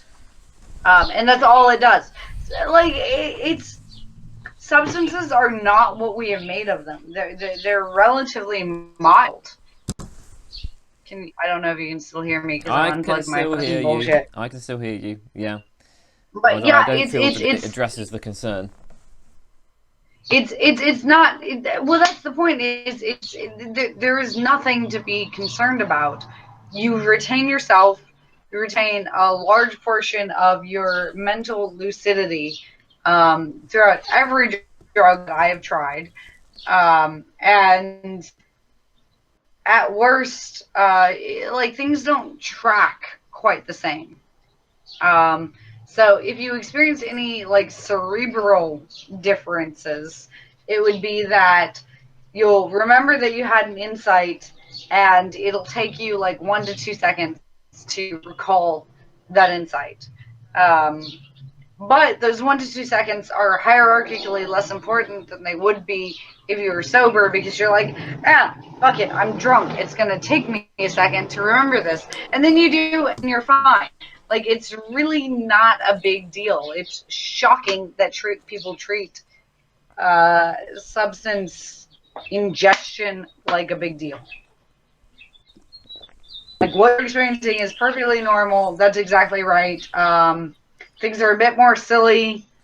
You're a bit more social, a bit more affable, and otherwise entirely yourself. I have Okay. yet to encounter a drug, with maybe the exception of DMT, that makes you lose sight of yourself. Okay, fine. I mean, I don't know how that quite addresses the point about skepticism, but fair enough. But anyway, you know Oh, what? I don't even care about myself. Who gives a shit about the self? I don't even know what that is. So, I'm putting these back in so I yeah. can focus on you. 1 second. Okay. Okay. Yeah. It's hard because there's like, I can't reiterate this enough. I'm in Mexico and there's all sorts of weird sounds.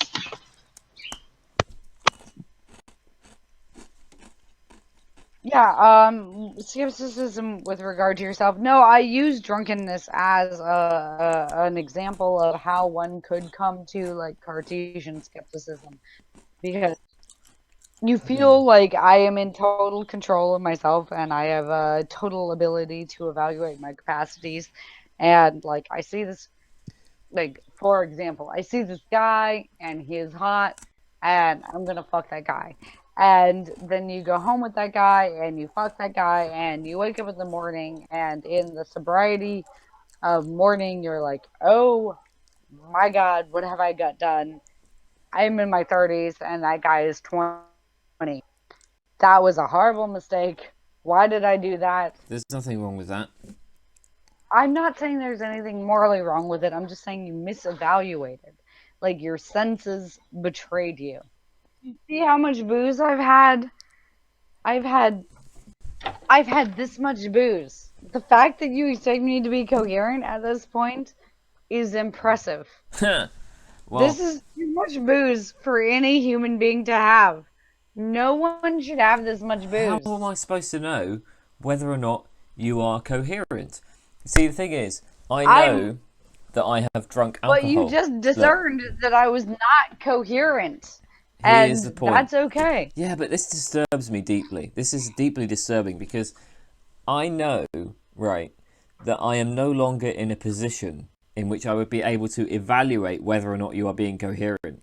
But I do not feel as though there is anything different whatsoever in my mental capacities. All of the so I feel different in my bodily capacities. My body feels different. I feel a bit dizzy.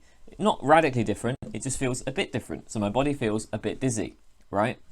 But my mental capacities feel exactly the same as they were before. And that disturbs me because I Yes. know that the reason why it disturbs me is that I know that I'm in a position right now where actually I'm not capable of evaluating things as well as I would be under normal circumstances. And then that makes me think, well, under normal circumstances, how am I able to evaluate things correctly? Like, how can I tell? How can I Yeah, know whether under normal your circumstances I'm self-evaluation. capable of evaluating things very well? Right?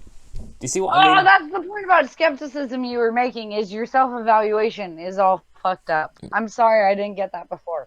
Yes, your self-evaluation Yeah, but it's the is first time I've all ever fucked been up. really confronted with it. Like, what's the difference? To me right now, I know that I'm in a situation where my rational capacities have been reduced, but it doesn't feel any And yet different. everything feels legitimate. Yes. Yes. Yeah. Yes. I think drunkenness is the most powerful metaphor for Cartesian skepticism that you can have. You're And I right. use it with my students all the time. And they get really upset. And I'm like, no, because you will sit there drunk as shit, like 3 sheets to the wind. And you will be like, no, I know A, B, and C, excuse me, are the case. And yet, when in sobriety you evaluate it, you are like, A, B, and C were definitely not the case. But I self-evaluated in that state. It's that drunken self-evaluation that fucks you up. Because when you're drunk, you do the self-evaluation and you self-report that like all my shit is okay. And it's not. It's not okay. Your sense perceptions are shot to shit. Um, your internal states are fine. You can still self-evaluate internally just fine. But your sense perceptions are fucking gone, with maybe the exception of nausea Whoa, because you whoa, reach a whoa, point whoa, where whoa, you whoa, whoa. Wait a minute. sit. How would you know that you're able to evaluate your internal states just fine? How would you know Well, that? I've been doing this for a while. Yeah. But I mean, that's not the point. How would you know? I mean, what do you? Because like, here's the thing. You know that your sense perceptions are shot I to don't shit think I can because be you can mistaken evaluate that about against what other people say, right? But there's no one. You can't check what you say about your internal states against what other people say because other people don't have access to your internal states. So how do you know that you're evaluating them evaluating them correctly? You're gonna make me do serious philosophy while I'm fucking drunk. That's the But whole point of this. Come on. I hold the position. Oh, now someone's being saucy. I hold the position that you cannot be mistaken about your own internal states. Okay, fine. Yeah. Right, like if I'm feeling happy, I'm feeling happy. Yeah, If I I don't feel really buy that. to have a poo, I feel the need to have a poo. I cannot be mistaken about my own internal states. No, I think And no. You can. you're gonna have to give me an argument for why otherwise. And this has gone on for so long, and I'm about to finish my second 2 liter of peach Look, Bellini. I don't need to give you an I'm argument gonna because, have to go well, okay, crawl fine. around. I do need to give you an Oh, I argument, don't but need to have to give you an argument. yeah. Okay, that was a stupid thing to say, but you know, I mean, I'm in a state where you can excuse me for saying You're real stupid cute. things. It's okay. Look, the situation Yeah, is this. exactly.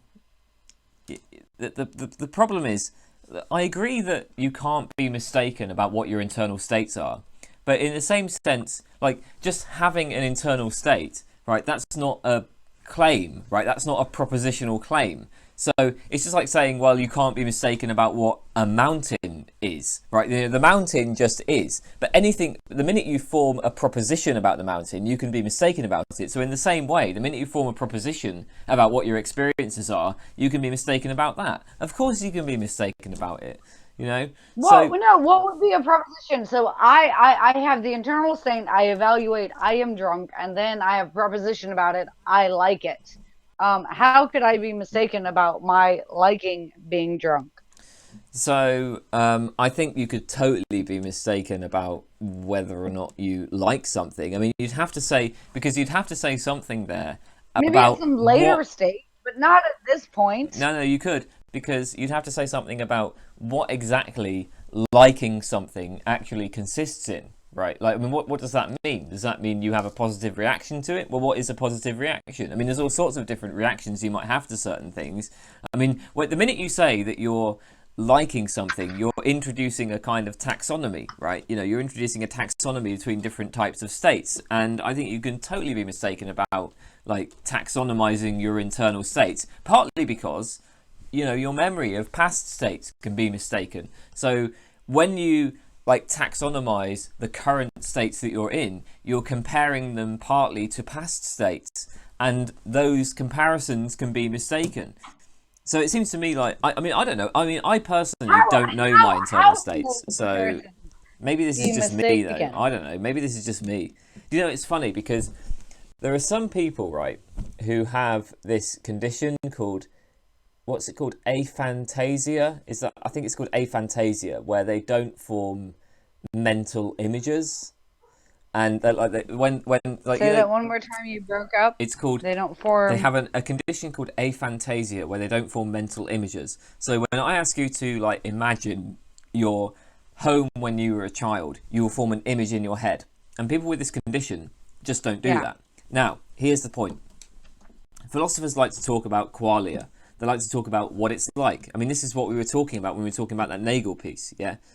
And I don't know what the fuck that means. And I've sometimes thought, like, what if like, I just don't have the capacity to form qualia, but other people do?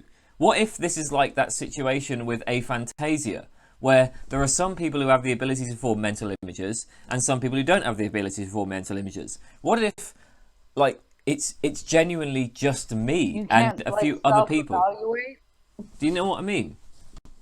Like, maybe I'm like, and I again, mean, no, philosophical I like zombies, right? I linguistically, don't know what yes, the I fuck a understand what philosophical you zombie mean, is but supposed to be. Maybe I am just a philosophical zombie. Maybe I don't have that I ability. threw a cigarette at my computer.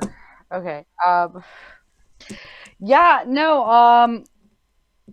I'm certainly not in a position to tell you otherwise, which leaves me, right? Like I can't tell you like, no, Kane, you appear to be experience all the standard qualia. Um, How would you? Hang on. How would but you know? What do you mean? I appear to be experiencing those things. that What the that's what fuck does that mean? I literally the sentence began with I cannot. Um, I you look drunk, seem drunk. Um, but if you report perfect lucidity to me, um, I believe firmly in self-reporting. So a lot of these things just really, I'm gonna go off on a tangent. I know it. I'm too drunk. Um, if you tell me that you are self-reporting a state of perfect lucidity, I have no better access than you do, so I have nothing else to do but refer to your your self-reporting of your internal states. And if you're telling me you don't have those internal states, then I have nothing to do but accept that you don't have those internal states. Yeah, but here's the thing. I am totally happy. I would report that I am. I don't know if I'm drunk because I haven't experienced all of the different states caused by alcohol, but I'm certainly different to normal. But that report is based at least partly on like the like just bodily changes and stuff. I mean, and when it comes to, I don't know, man. Do I experience qualia? Do I experience the what it's like? I'm not sure. I'm not sure what that amounts to. I'm not sure what I'm describing when I'm trying to describe that, because when you ask me to describe what the state I'm currently in is like, I'm going to end up talking about like bodily states and stuff, and about like my ability to engage in, Yeah, say, so now rational inferences and things which don't seem to have any kind of phenomenological feel. now that we're not like making a video for my class, or there are no pretenses of making a video for my class, I feel completely comfortable saying like I don't know what the fuck qualia are. Um, like I definitionally understand what qualia are, but like it seems almost like upon analysis to dissolve into some sort of cheers, some sort of almost Eastern like mysticism. It does have an air of mysticism. What the fuck is it like to be drunk? Well, it's just like being drunk. Like I cannot extrapolate any further, and I'm not sure that it's like anything to be a coal other than like that sometimes it's better and sometimes it's worse, and that's as far as I can really go with it. It doesn't seem receptive to interrogation to me in the way that philosophy requires. And that's why I divulged to you earlier that like consciousness really pisses me the fuck off, because I'm like, no, I feel ways about things, and like I cannot interrogate them further beyond feeling ways about things. Like I just feel ways about things. I don't know, and I'm kind of hostile. I will use the word hostile to the idea that there should be more to it than that.